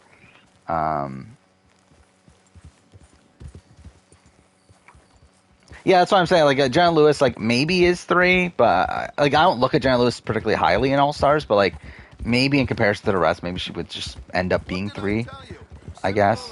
I think I would have Rupert above Jenna though, because Rupert at least had way more win equity. Where like Jenna Lewis, like again, like I think Jenna Lewis only beats Amber. A situation that she was even planning on going with, where like Rupert more likely beats anybody if he gets the end on that season. I ain't sure about going back to Strawberry after all that market business. It was even in a point where like Jenna Lewis was initially thinking about keeping him around, and if she knew what the tiebreaker was, she probably does keep him around. But she assumed the tiebreaker was Rocks instead of Fireman. Well, to be fair, we don't even know what the tiebreaker would have been at that point. To be fair, it probably just would have been Rocks for all we know. Considering like firemaking obviously doesn't get introduced until Palau. And it's not until like I would not be surprised if it was literally a thing that they did for the Stephanie Bobby John thing and then realized after the fact, well then wait, this makes a good challenge to use for Final Four. I don't think they would have done Rocks at 4 again after Marquesas, but I have a feeling that they didn't have firemaking specifically in mind until until Palau. Low score new scene is 86. Well, sounds pretty good. The loot is located in a strong box, which is in the back. I'll put on a little performance, and you can put the Shapiro Saboga alliance in the top 6. I mean, yeah, it makes sense. Obviously, they ran, or they had the numbers post merge. Actually, but again, like also, it's like I don't know. Would I put Alicia that high when like Alicia had like no win equity, and also even then was like completely outplayed by Boston Rob. When like Lex and Kathy would have been players that had more potential if they got to merge with numbers. By the way, also Kathy should 100% be higher than Lex. Like Kathy like should be number 1 of the Mogo Mogos by a lot in my mind. There it is, right on time. Let's go. Keep your distance so they don't see. But even then, like, Lex was the presumed leader of Mogo Mogo. But, like, Kathy had more agency in, like, how the votes were being played out. Again, Kathy, like, pretty much held Cheyenne as a number. And Cheyenne was going to do whatever Kathy did. And even then, it's like, essentially whatever Lex wanted to do, that's what Kathy wanted to do. Like, it's like, it was more so like Kathy was, like, using Lex as a shield than Lex actually being, like, outright in control. And Kathy also had, like, numbers on the other side. And I guess, to be fair, Lex did too, but...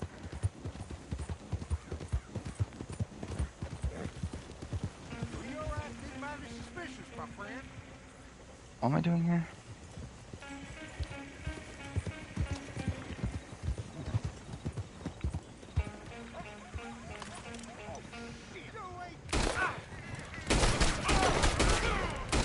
That did not work out at all.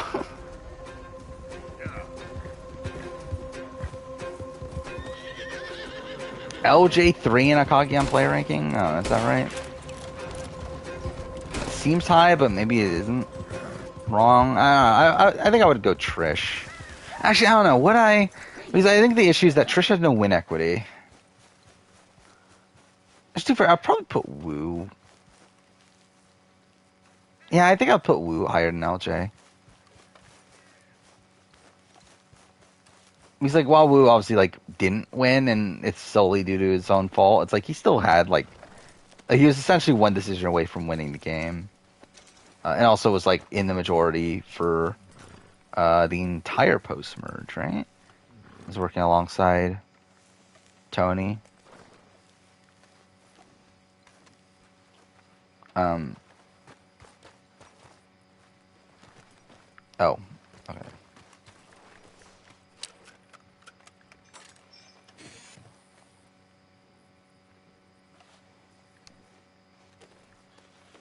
Yeah, Lex, the problem with Lex is that Lex tries to, like, have his cake and eat it too. He tries to be this, like, cutthroat strategic player, but then also, like, not, like, own that in any way. And, like, he tries to, like, I think in All-Stars in particular, like, he's, like, doing it, like, more so, like, to do his own, like, ego, right? Like, he wants to... Like, he wants to beat all, like, the former winners and wants to vote out, like, all the bigger names.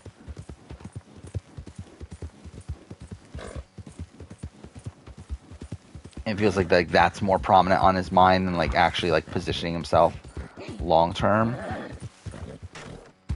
Or, to be fair, Mogo Mogo loses a whole bunch of challenges anyway, so it's like, what are you really going to do? But, like, if Mogo Mogo did, like, have the potential to come in with the numbers and everything, Mogo Mogo definitely should have been keeping around, like Colby and Ethan and Richard and, like, people like that. As obviously those would have been shields for Lex. I don't know why I said Lex. Didn't go exactly according to plan. How did we do? Well, yeah, it is the funny thing about Lex on All-Stars. Is the hypocritical nature of it all. And again, like, I know, like, the story that Lex says and everything is that it's like, well, I never had a deal with Ethan and Colby and Richard and stuff when I had a deal with Boston Rob, which is true, but also it's like, it's still not like, it still, like, makes him come off on, like, a bit of a high horse. Oh, cool.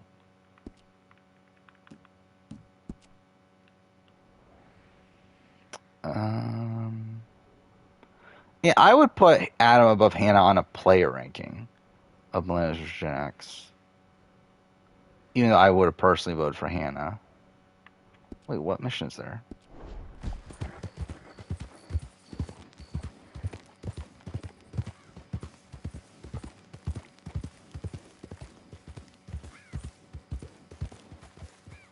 Isn't that just blatantly admitting to pregame alliances? I mean, yeah. I don't think they were hiding it, were they? Like, I don't think they, like, I don't even think they attempted to hide pregame alliances on All Stars. So, like, it's pretty openly talked about. Wait, what mission is that?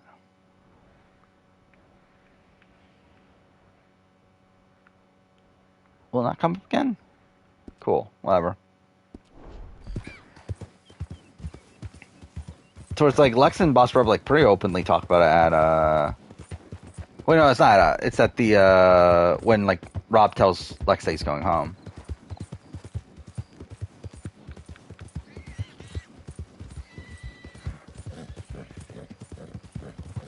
But again, like it's like pretty common knowledge that what was it? Lex, Tom, Kathy, Rob had a Final Four coming into All Stars. You're looking real nice today, Bill. Shut up. And like a lot of them had like other like pre-game relationships. I don't think there were as many like pre-game deals For you, Arthur. Well, I'm sorry to on have kept All you. Stars Come I could on, think let's of. get going. What's the plan? Like I think there's a lot of like, oh, I'm friends with this person, but like when I'm thinking of like full-blown like alliances made pre-game, it's like I can't really think of another one. And they're paying. So what kind of security they want? We're about to find out. Now come on. This seem legit to you, Bill? Sure. If I had Priest's power ranking at the time, All Stars 2, I think it would be my work pick. Like I definitely like. I think Amber would have been a pretty decent pick. Because I think you would be under the assumption that all the big threats would like take each other out, and through that, like the person left over would go on to win. Which like Amber feels like pretty primed for that. I think Jenna Lewis would also be like kind of in that ballpark. Stuck in the middle of some ancient feud, but instead of playing both sides, we're being used by both of them. To be fair, actually, I think I would have probably gone Jenna Lewis. Because I think Jenna Lewis, at the time, didn't really have this, like, villain, like, reputation that she has now.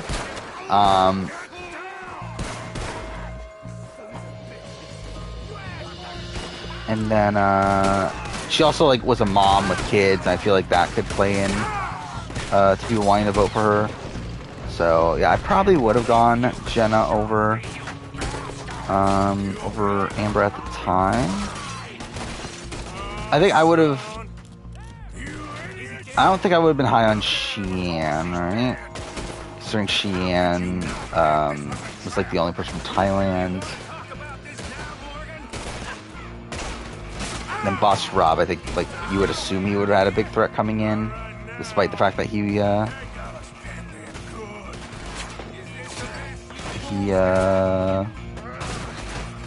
obviously an earlier boot there, but yeah, Hatch and Rudu. Like, I think Hatch would be the definitive bottom. Like, even like listening to the reunion show for Pearl Island, even there, they're talking about how everyone just wants to beat Richard Hatch. Like, I think Richard Hatch like had absolutely no shot coming in All Stars. Like, at all. Like, I don't think there was any way he was, like, really getting out of his first vote. Like, I just think he was just such a prime target to where, like, everyone just wanted him out just for, like, so that they could, like, say that they were part of voting out Richard Hatch.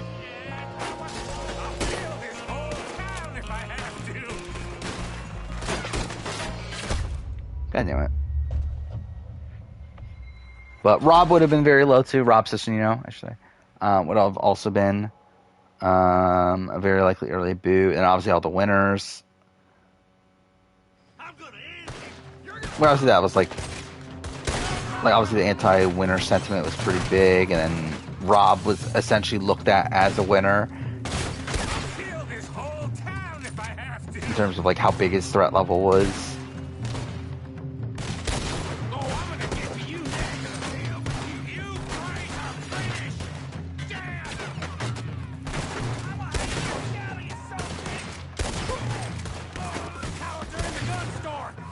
Worlds apart player ranking. I think I would debate Vince being higher at least. Well, actually, wait. Lindsay is way too high on that list for one.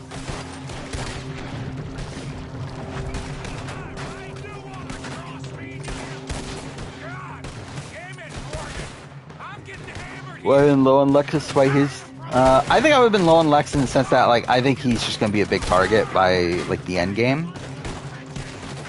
It would be the same thing as Rob. Rob Mariano.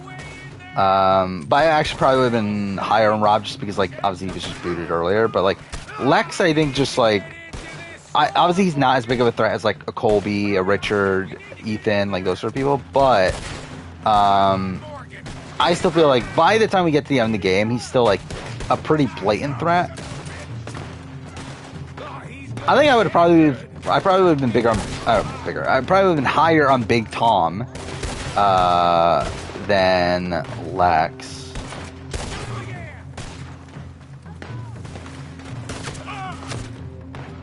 Dude, I should probably make that into a video. Doing preseason power Doing preseason power rankings for old school All-Star seasons. I think that would be kind of funny. Heroes vs. Villains would be fucked. I don't even know who would be high on Heroes vs. Villains. Son of a bitch! Too late for you now!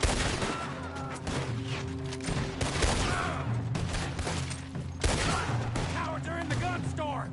Yeah, who would I have been high on? Like, Heroes vs. Villains is kind of like a weird time. Because, like, Micronesia just happened, so through that, it's like, it, like, was very fresh in people's minds. So, like, I don't think Suri was ever poised to do well. Parvati shouldn't have been poised to do well. I probably wouldn't have been high on Amanda. Fuck.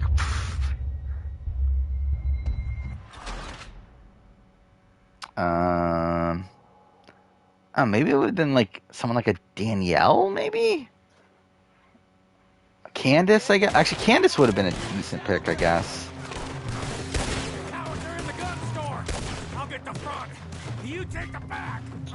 Maybe I would, but like I feel like I don't know, like would I be high on Russell? The thing is, like, I don't think that mattered that much, personally. I think I think it mattered in terms of like JT and his assessment of Russell, but like I think in terms of like early Villains Tribe, like I don't think that much changes. Where it's like no matter what, it's like okay, fuck off game. Yeah, maybe Tyson would have been someone I would have been high on.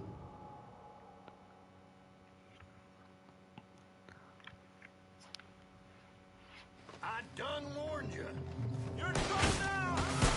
But like, I think the only thing that could change is like, okay, would Russell be a target instead of Randy for that first vote? But like, I don't really think so. And if it is, that's essentially him being kind of like screwed over by like how recent of a season he is. But like, I don't know, I think Russell like was pretty primed to still like end up playing a very similar game pre-merge. Though obviously I think his post-merge is like what, like very much plays out differently.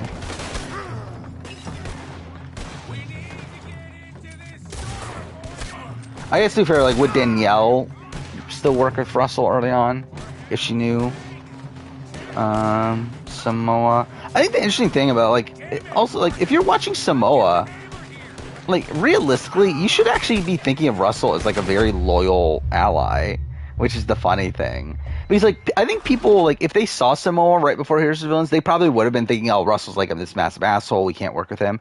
But like in reality, it's like he plays a very loyal game in Samoa. Like he doesn't like get like the stuff that he's like known for now, like being this like guy that backstabs people left and right and everything. Like that's not really until Heroes vs. Villains.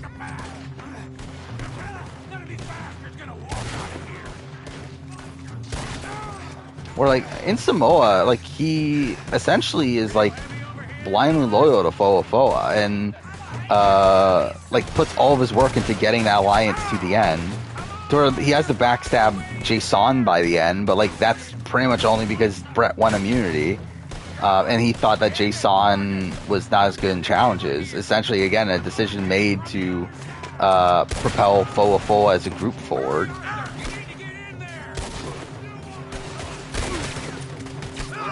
I'm supposed to get in the store, aren't I? Or the building. Fuck. Okay, maybe not.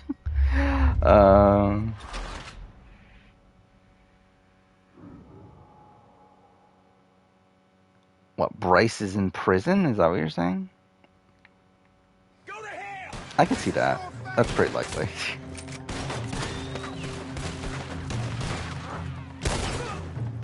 Yeah, I think this will probably be the last main story mission I do.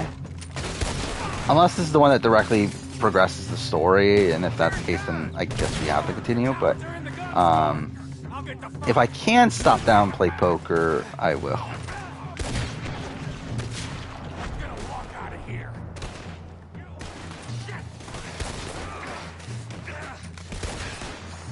And yeah, like even Here's His Villains, yeah, the only one he betrays in his alliance is, well, actually no, I mean Danielle and then Jerry at the end.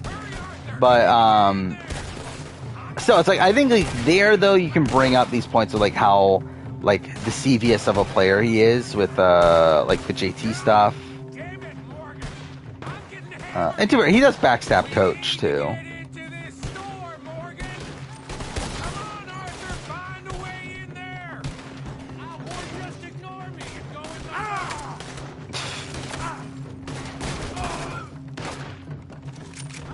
Sloppy, Morgan. Do you see that window in Sean's skull? Could someone who has been evicted ever be the best Big Brother player of all time? I mean, yeah. Like if Dan comes back and it's the first boot, that doesn't really change anything. So yeah, thinking the Greys might be onto us after all. Now it's sinking in.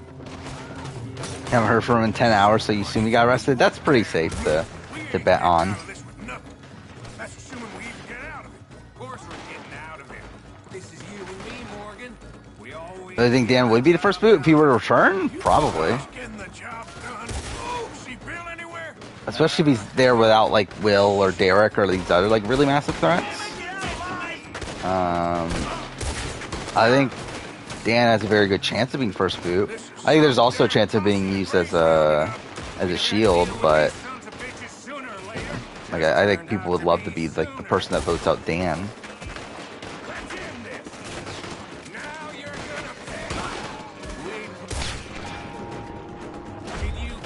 Yeah. And Here's His Villains, like he's definitely like I think Here's His Villains is essentially what people think of when they think of Russell Hantz, but then they try to attribute that to Samoa. Which, like, Samoa is, like, it's weird because, like, Samoa, he's, like, still an asshole, but, like, he's more so asshole, like, behind the scenes than he is on the actual, like, proper show. Or not show, but, we don't see him being an asshole in, like, interactions with people until, like, the very end.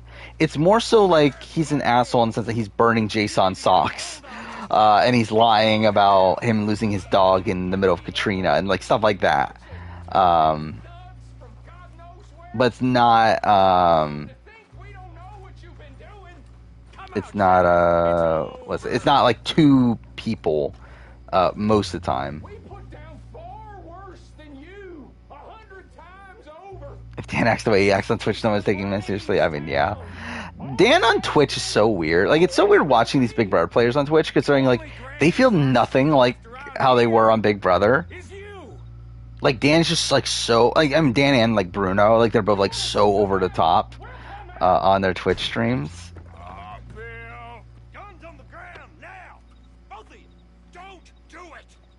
Yeah, Jeremy was my winner pick in Cambodia, even before the cast flown out. Like, once we got the public vote and everything, my winner pick was Jeremy.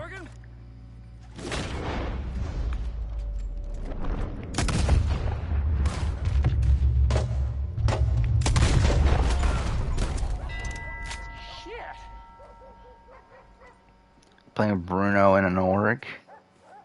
If we're going to target you because you have a rivalry, I could see that happening.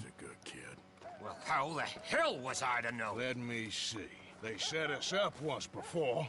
They didn't like us. Best manipulators in Big Brother. I mean, Dan would be up there. Easy on him, Morgan. He was out trying to find a lead. Yeah, Bruno's fun. I do find Bruno to be a really like entertaining person on Twitch, but it's like in the most like ridiculously over the top way.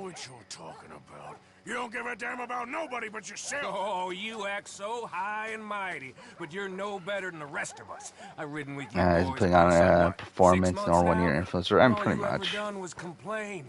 You can fight, but you can't think. You can't do either. Okay, cowpoke. Yeah, I don't feel like I do that much. More. Micah, best you and I But speak for a moment. I'm just obviously so I'm frightened not by that big, you. am I? Get out of my sight. But yeah.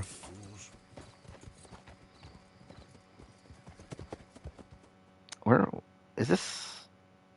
Is this the end of chapter 3? I really don't remember.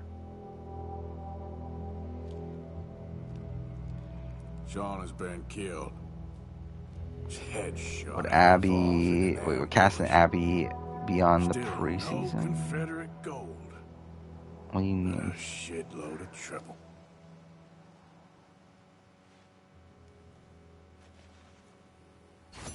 Why is David Alexander number 3 for what?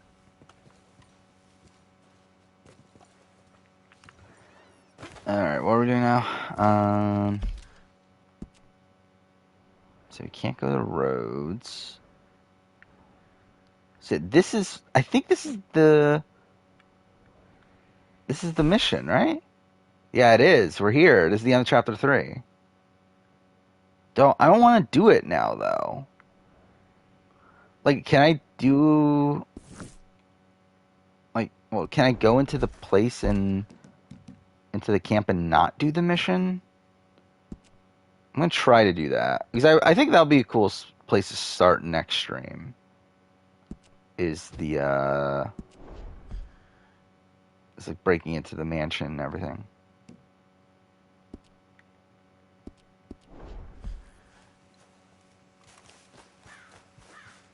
But I would like to play poker if I can. Oh, would be last on the precinct power. Cass would be last for sure. Like coming into Cambodia, like no way Cass like would have been like anywhere close to like winner contention. Hey, all things considered, she ended up playing like pretty well on Cambodia, but yeah, I think she would have definitely been last for me. Again, Jeremy would have been 1. Again, Wentworth would have been pretty high. Tasha probably would have been pretty high.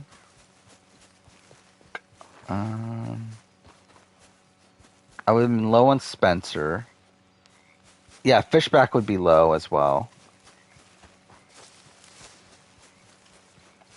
Who else made it far? I guess Kimmy would kind of be like middle of the road. Keith would probably be on the lower side of things, I would guess.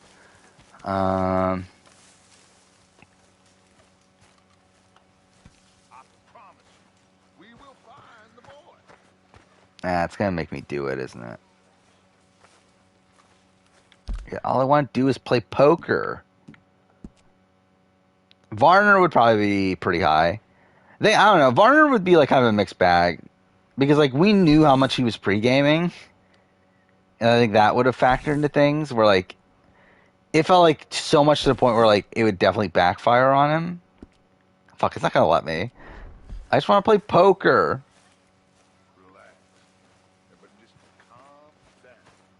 I guess I have to leave.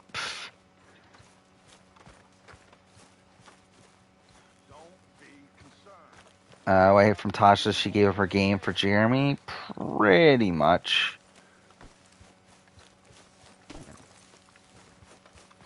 Break's over, boy. Yeah, all of his pregame alliances ended up being on Takeo, which is like super funny. Where like yeah, he was like in the what was it? Wigglesworth, Terry Dietz, Vetus. I think there was one person. Well, Shane didn't make the cast. And then wasn't there one other person, or was that it? Maybe that was it. But yeah, that was like a group, and then he also had Spencer, Wentworth, Shireen. Was PG in that group? I don't remember, but either way, yeah, essentially that's the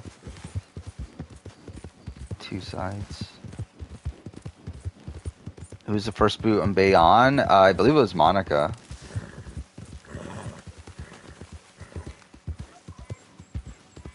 And that's part of why they voted her off. Well, when they have the chance, 3, 2, 1. Who was the first? Oh yeah, I just fucking answered that. God damn it. Shane Bowers was great in Cambodia. Yeah. It's a shame he wasn't on. I guess, like, who do you replace him with? It's probably, like, Savage. Which I would have been sad for. Like, I'm happy for Savage that he got another chance. Obviously, it sucks to not see Shane. I guess, like, Dietz would be, like, because, like, Terry Dietz had to leave anyway. So I guess that's kind of, like, the issue. Yeah, like, Fishback is the one the show props up. And I believe, like, there were definitely people that were, like, sketched out by Fishback, but I don't believe he actually would have been the first boot. Where, like, yeah, he already had the relationship with, like, he had, like, relationships with, like, Sierra and Cass and, like, that side of things. He had a relationship with Kimmy. And then he also, like, kind of had Jeremy a little bit, but, like, not that much at that time. But it's like, I think it would have been enough to keep him over Monica. Where, like, no one seemed to trust Monica right away, and she didn't really have any numbers. Bard copied me today? What do you mean? I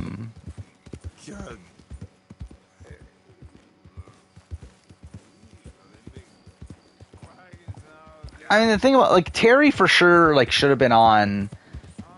based on the information we had at the time, but, like, considering the fact that Terry had to leave by the end of it, like, I think it would have probably been better off if we just got Shane there and then Terry comes back, like, for Game Changers or something like that.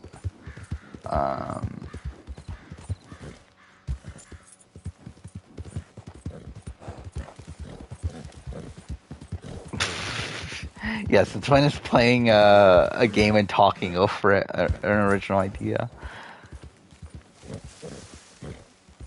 Who I think will get the Bel Air. I mean, it's either Kuzi or Santina. Online community was pushing for Santina. I think if you're a Kuzi fan, you probably want it to be Santina. Oh, what am I doing? I'm just heading back towards the thing. That's not what I mean to do. Actually, what can I even do right now? I can't even do anything, right? Because, like, the town's closed off.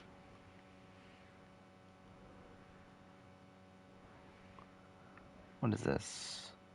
Oh. Yeah, is there anything I can do outside of this mission? I don't think there is there? Oh, that mission all the way up there. I guess we'll do that.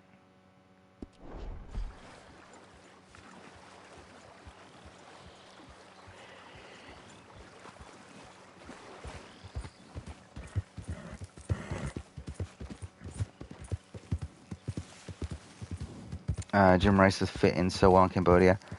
Yeah, it would have been fun. Like, Jim Rice is definitely someone I was... I voted for Jim Rice. I was a big Jim Rice fan at the time. Especially because, like, you knew how much he wanted it to. Like, he, he created this, like, entire, like, beef with Mike Holloway. Just to try to get on. Where, like, supposedly him and Mike Holloway were, like working together or whatever to try to get Jim Rice on. But like, it's funny that, like, he was just, like, calling out Mike Holloway on every podcast he was on. Like, that was a fun time. That was probably, like, peak Survivor, like, fandom and everything. Was the Cambodia voting period, where, like, all these, like, random Survivor players that we didn't think we'd ever see again were, like, doing podcasts left and right, like, trying to get on every, like, Survivor show that they could.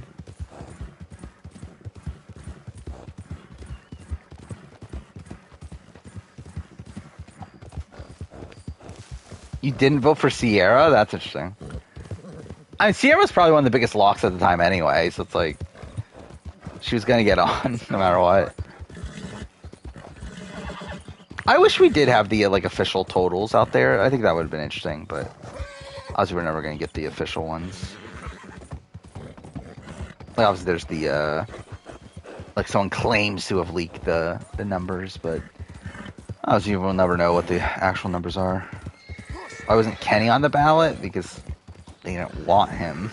I don't know. The Kenny, I feel like I remember Kenny being in the running for it, right? Did he say no or something? Is Kane not going to return now because of Charlie? Why would it be because of Charlie? I think he's just not going to return just in general. Yeah, Hayden, yeah, I don't know why they didn't put him on. Like, did they just, like, look at him as, like, too similar to someone else? Who else was on that cast that would have been in his archetype? But, like, I think with Cambodia, the 32 that we got to vote on, like, I think they very clearly, like, had an agenda, right? Like, I think they knew, like approximately the cast that they wanted to have, and I think they like put together this like pool to try to get that result. And I think like someone like a Hayden being excluded was probably like them deciding that they didn't want Hayden on over other people, and like them just not putting him on the ballot because they knew he was going to get voted in. Yeah, Hayden definitely would have been a lock if he was on. Again, RHAP fan favorite for Blood vs. Water was Hayden. And I do think the fan favorite just in general for that season probably would have been Hayden, I would guess. So yeah, I think Hayden would have been voted in. Because like Hayden was definitely more popular than like Vetus. And Vetus made it in. Well, yeah, obviously they didn't expect Michaela Wingle to get voted on. Or Stephanie Valencia, as much as I love Stephanie Valencia. But it's so weird that something I did do, was that today or yesterday? Oh, it was today because I've been prepping the top 10 character videos that I've been talking about. And like for pretty much character, I considered Stephanie Valencia. And that led to me like looking up Stephanie Valencia. Like Stephanie Valencia is now like a married mom with like multiple kids and everything. Like that's so weird to think about. That Stephanie Valencia is like 38 or something, and she's like married with 2 kids. I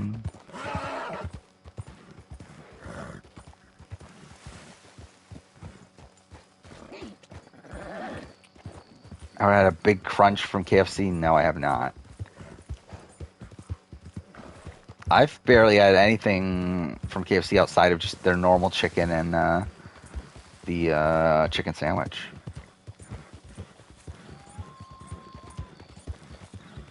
I mean, Natalie Anderson is Asian. She's South Asian.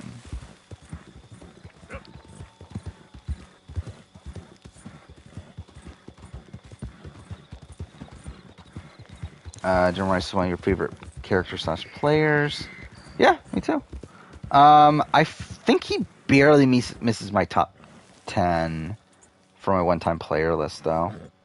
Yeah, I ain't quite squeeze him in. But I do really, really like him. I don't know. I think the problem with like Jim Rice for the list is like he's kind of samey as certain other people that are on the list. To where like I don't know, I kind of felt like a lot of the same sort of people. But I do really like Jim Rice. I definitely wish he did get another chance. Do I think they expected Wentworth to be voted on? I'm not sure. I think that one's probably a bit more of a question mark. Okay, cool. I think so, but I'm not sure. Like Wentworth was like kind of in this weird spot to where like she was loved by like the online community, but obviously like the general fan base didn't really know her considering she was barely on the show. But she also was from the most recent season. So yeah, I don't have a great sense of like what they were expecting necessarily from the vote for her. Yep.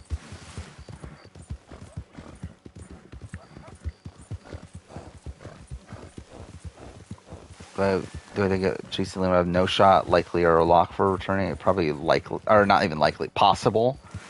Like she's not no shot, but she's also not likely or a lock. Like she's possible. Was Cochran considering Winners at War? No.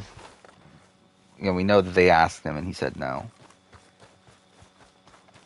Or like Jeff even said that like the only winner that he wished they could have gotten was Cochran. Yeah, that's what I'm saying. Like Marty's on the list, and like I decided to go Marty over Jim. Like I feel like they're both like very similar like characters. To be honest, I think Jim's probably a better player. But yeah, I think like Marty's like the character that sticks out more to me, even though Jim is still like, again, very good character.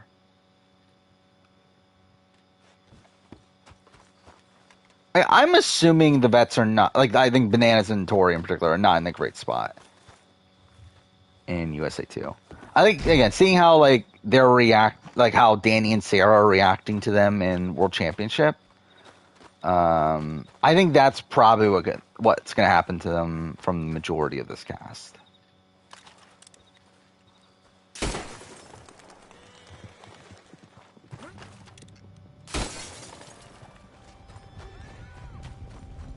Cassidy's hot. I mean, I don't disagree.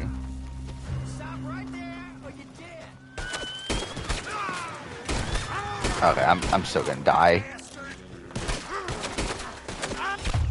Cool. Fuck.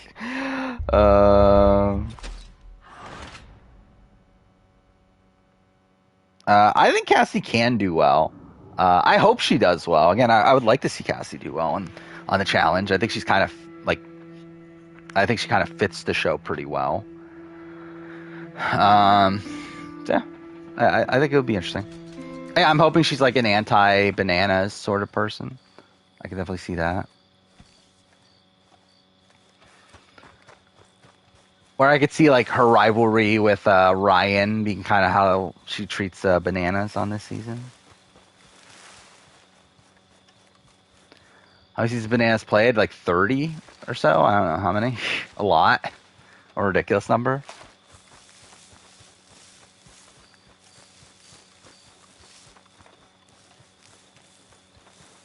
Because what, OG show, there's 38 seasons. He's been on almost every season since season 13. So that's what, 25 seasons or so?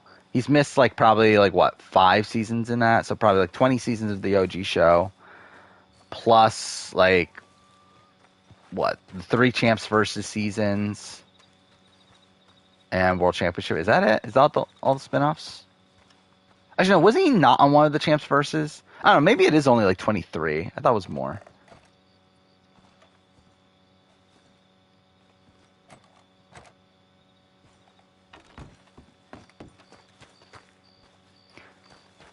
Yeah, Jim Rice. Like, I think Jim Rice is always like kind of this what if in terms of this Survivor character. Where like, I think at this point he's pretty much forgotten about, which I think is a shame. But like, I think if like obviously if Savai comes into the merge with numbers in South Pacific, like Jim Rice is the biggest character of that season. Like 100%, he's like the one essentially running that entire season at that point and getting all the screen time.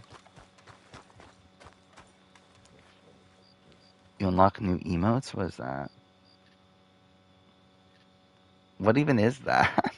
Okay. I think Cinco would do a return. I don't really care personally. I want to see Cinco back. Thank God he's an alternate.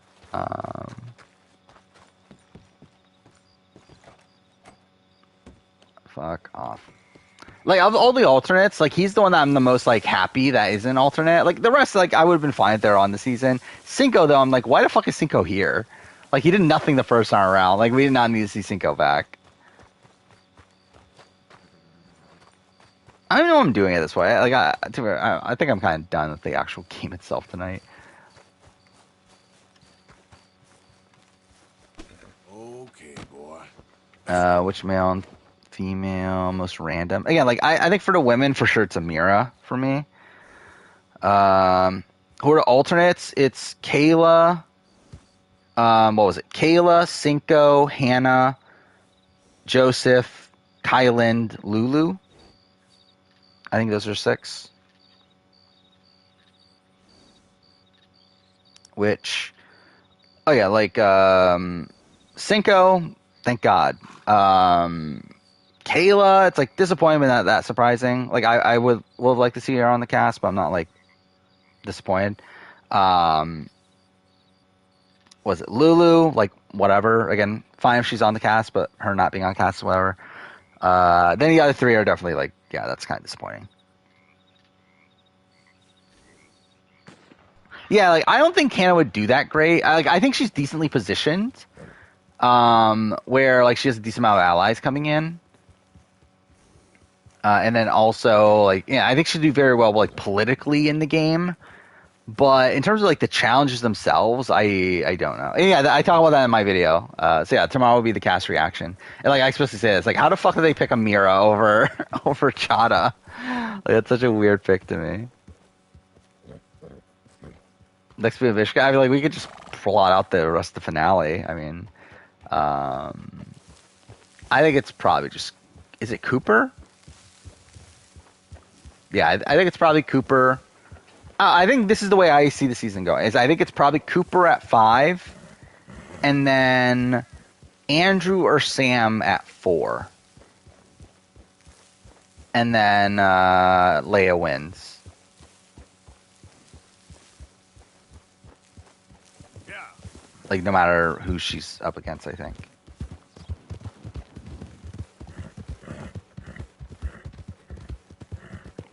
Like Alyssa will do well. I don't know. Like I don't have a good sense of because like she didn't do well in Big Brother challenges.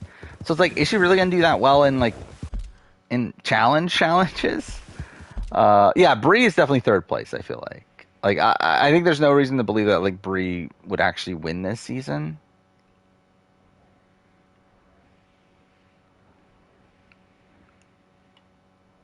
I guess we'll just ride back.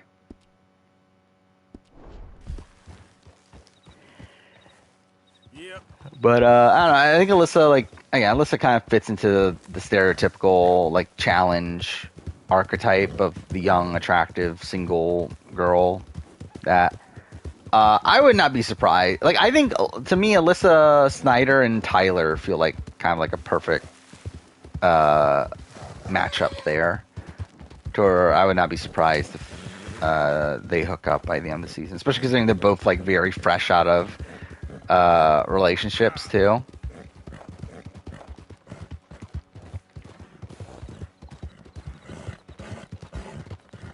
Remember when Gary got put in slop? Yeah, that's great. That's probably one of the best moments of BB Can 1.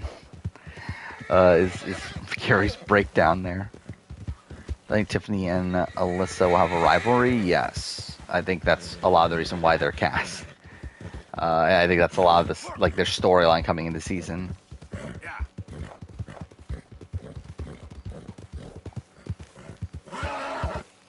So I started watching Genius yesterday, and you've seen 8 episodes. It's been fun. Yeah, it's a great series.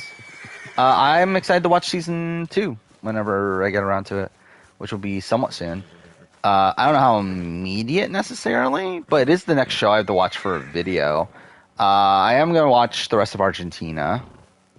And then yeah, after that, maybe I'll do the Genius, but I kind of want to save it for last of the videos I'm working on, just because like it's the one that like it's literally not coming out until December, that video. And then also it's like it's going to take up all my time, considering I literally have to like actually fully pay attention to it because it's subtitled, and I want to take pretty extensive notes considering like I'm planning on the video being pretty big. So yeah, it's like it's definitely gonna like hog up a lot of time to where I'll probably save it for a little bit later, but I will be watching season 2 pretty soon. My season 1 retrospective comes out soon, right? That's this month, right? When does that come out? 26. Okay, I didn't realize it was that late. By the way, it's this month. So that's something. Apparently One Piece had some reshoots.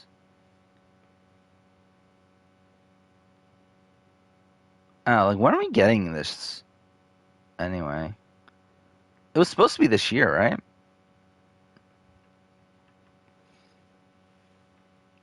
I'm surprised that we haven't had like a full-blown trailer yet. Like you would have thought that we would have had one.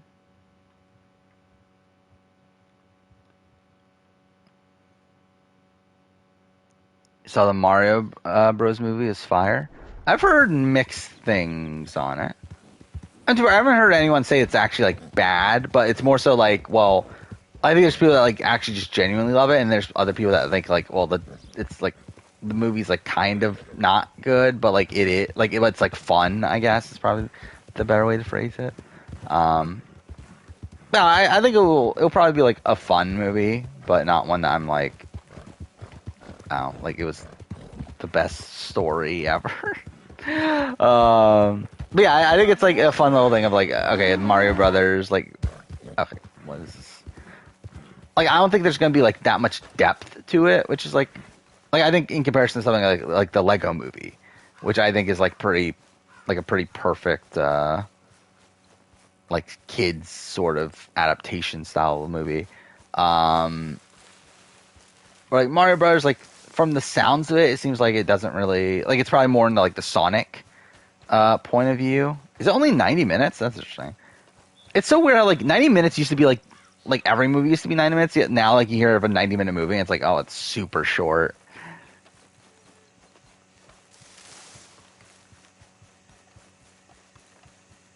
Critics are overhating Mario movie, plus they're out touching on how people look at movies. I mean, I look at movies similarly to how critics look at movies, so I don't think I would like the Mario movie that much, personally. Like, I think it would be like, okay, this is a cool Easter egg and stuff, but like that's pretty much all it is for me.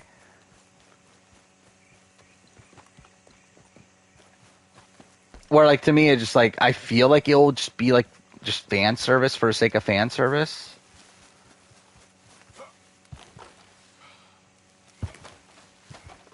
Like I mean, nothing that I've seen like I've like genuinely liked so far. Or like I've seen all the trailers, I've seen the commercials and stuff, and it's like, oh, it's whatever.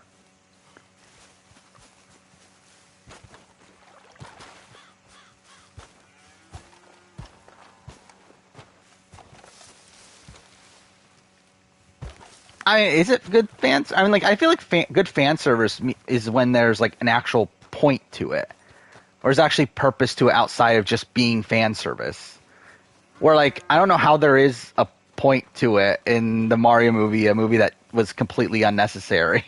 I don't know. You didn't like Seth Rogen as DK? I forgot he even played Donkey Kong. Yeah, Jack Black is Bowser, though, right? Yeah, I heard that like Jack Black is really good, and then who's the other one? Is it Luigi? Is really good. Let's show 'em how free men I know of Grace Randolph. shit. Okay, cool.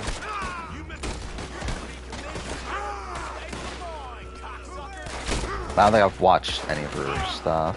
Cool. Wow, what the fuck? Oh yeah, it's definitely getting a sequel, 100%. Like, it made a whole bunch of money, right? So it's definitely getting a sequel.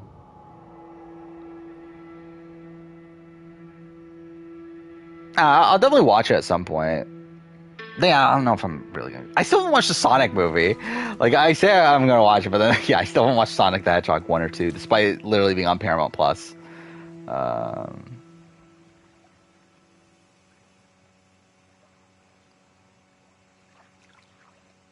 Yeah, I'm not a big fan of Illumination either. That's also another thing. Where they made the Minions and Despicable Me and stuff, right? Which, yeah, I've never liked any of those movies.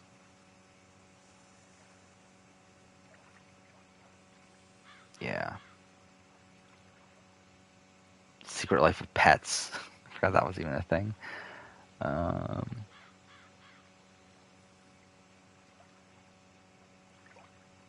Dino Thunder is good fan service, Megaforce is not. I guess that's the way you can put it together. Too right, I don't even think the fan service in Dino Thunder is even that great. What is going on? That looked fuck. Yeah, well, what happened there? Those birds. But yeah, Megaforce is like how not to do fan service. Like that's like the definitive answer of how not to do it. Where like it's simply just there because the Sentai footage had it there, and like they don't even explain like half the stuff there. Mike White is writing Illumination's next movie. Well, it's a shame for Mike White. He didn't write the Emoji movie, so we know that's going to turn out well. Like, obviously, he didn't actually fully write it. He just, I believe he was added on after the fact, right?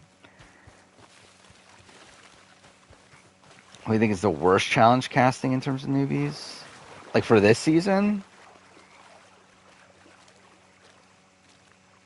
I don't know if there is, like, a super solid answer. Like, I think this is actually a genuinely good cast. I actually like this cast.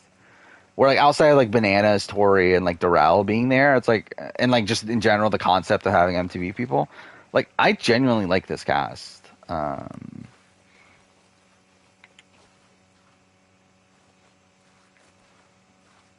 Yeah, like, would I have, like, Monty there? Probably not. I'd probably go with other people. Like, would I have Amira there? No, but, no, it's still not, like, an actual bad cast.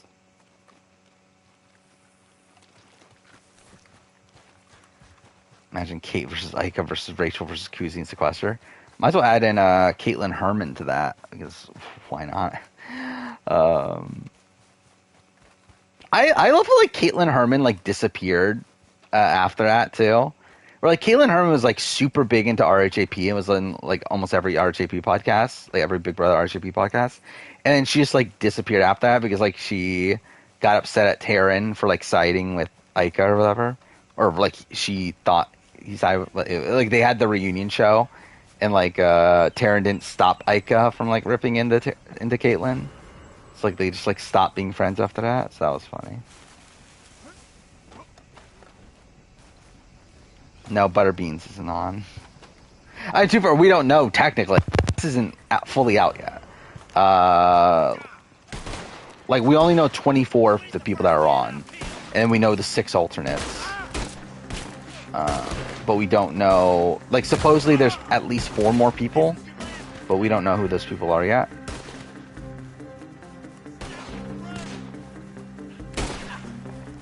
Like, I believe there is speculation online that at least one of them is Xander.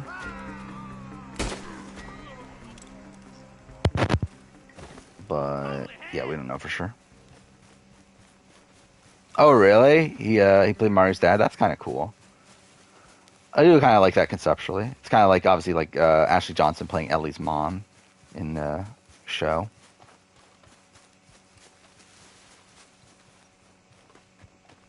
Are any Love Island people I'm excited for? There's no Love Island people in the cast. There's literally nobody. Like, Cinco's the only Love Island person. He's an alternate.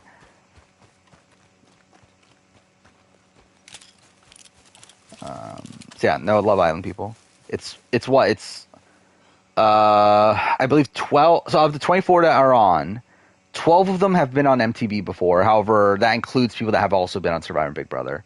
There are 2 Amazing Race people. And I think there's 7 OG MTV people. I think there's like 12 Big Brother people, isn't there? I remember I counted it up when I did the video, but I don't remember the exact numbers anymore. But I believe it's 12 Survivor or 12 Big Brother people, and then like 6 Survivor people. But again, like, it's assumed that there's more Survivor people. But yeah, there's a lot of Big Brother. Like, a ridiculous number of Big Brother. And it's, like, almost all from the last few seasons, right? It's like, yeah, Mira, Alyssa, Monty. You got... Who from 23 again? Tiffany. Actually, is it only Tiffany now? Because Kylan and... Maybe there's only... Oh, maybe there's an all from recent seasons then. But anyway, you got Fessy, Josh, Pauly. You got Tyler. Whoever else is there. I did watch White Lotus. We talked about it on stream. It's good. It's very good. Can understand why Mike White was winning all those awards. What previous BB Can or U.S. players most similar to Shania? Esty or Rochelle.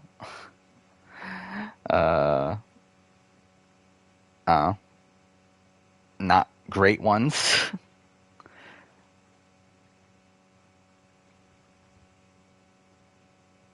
Mike White's also writing Despicable Me 4. Why? He why isn't he doing something better of his life?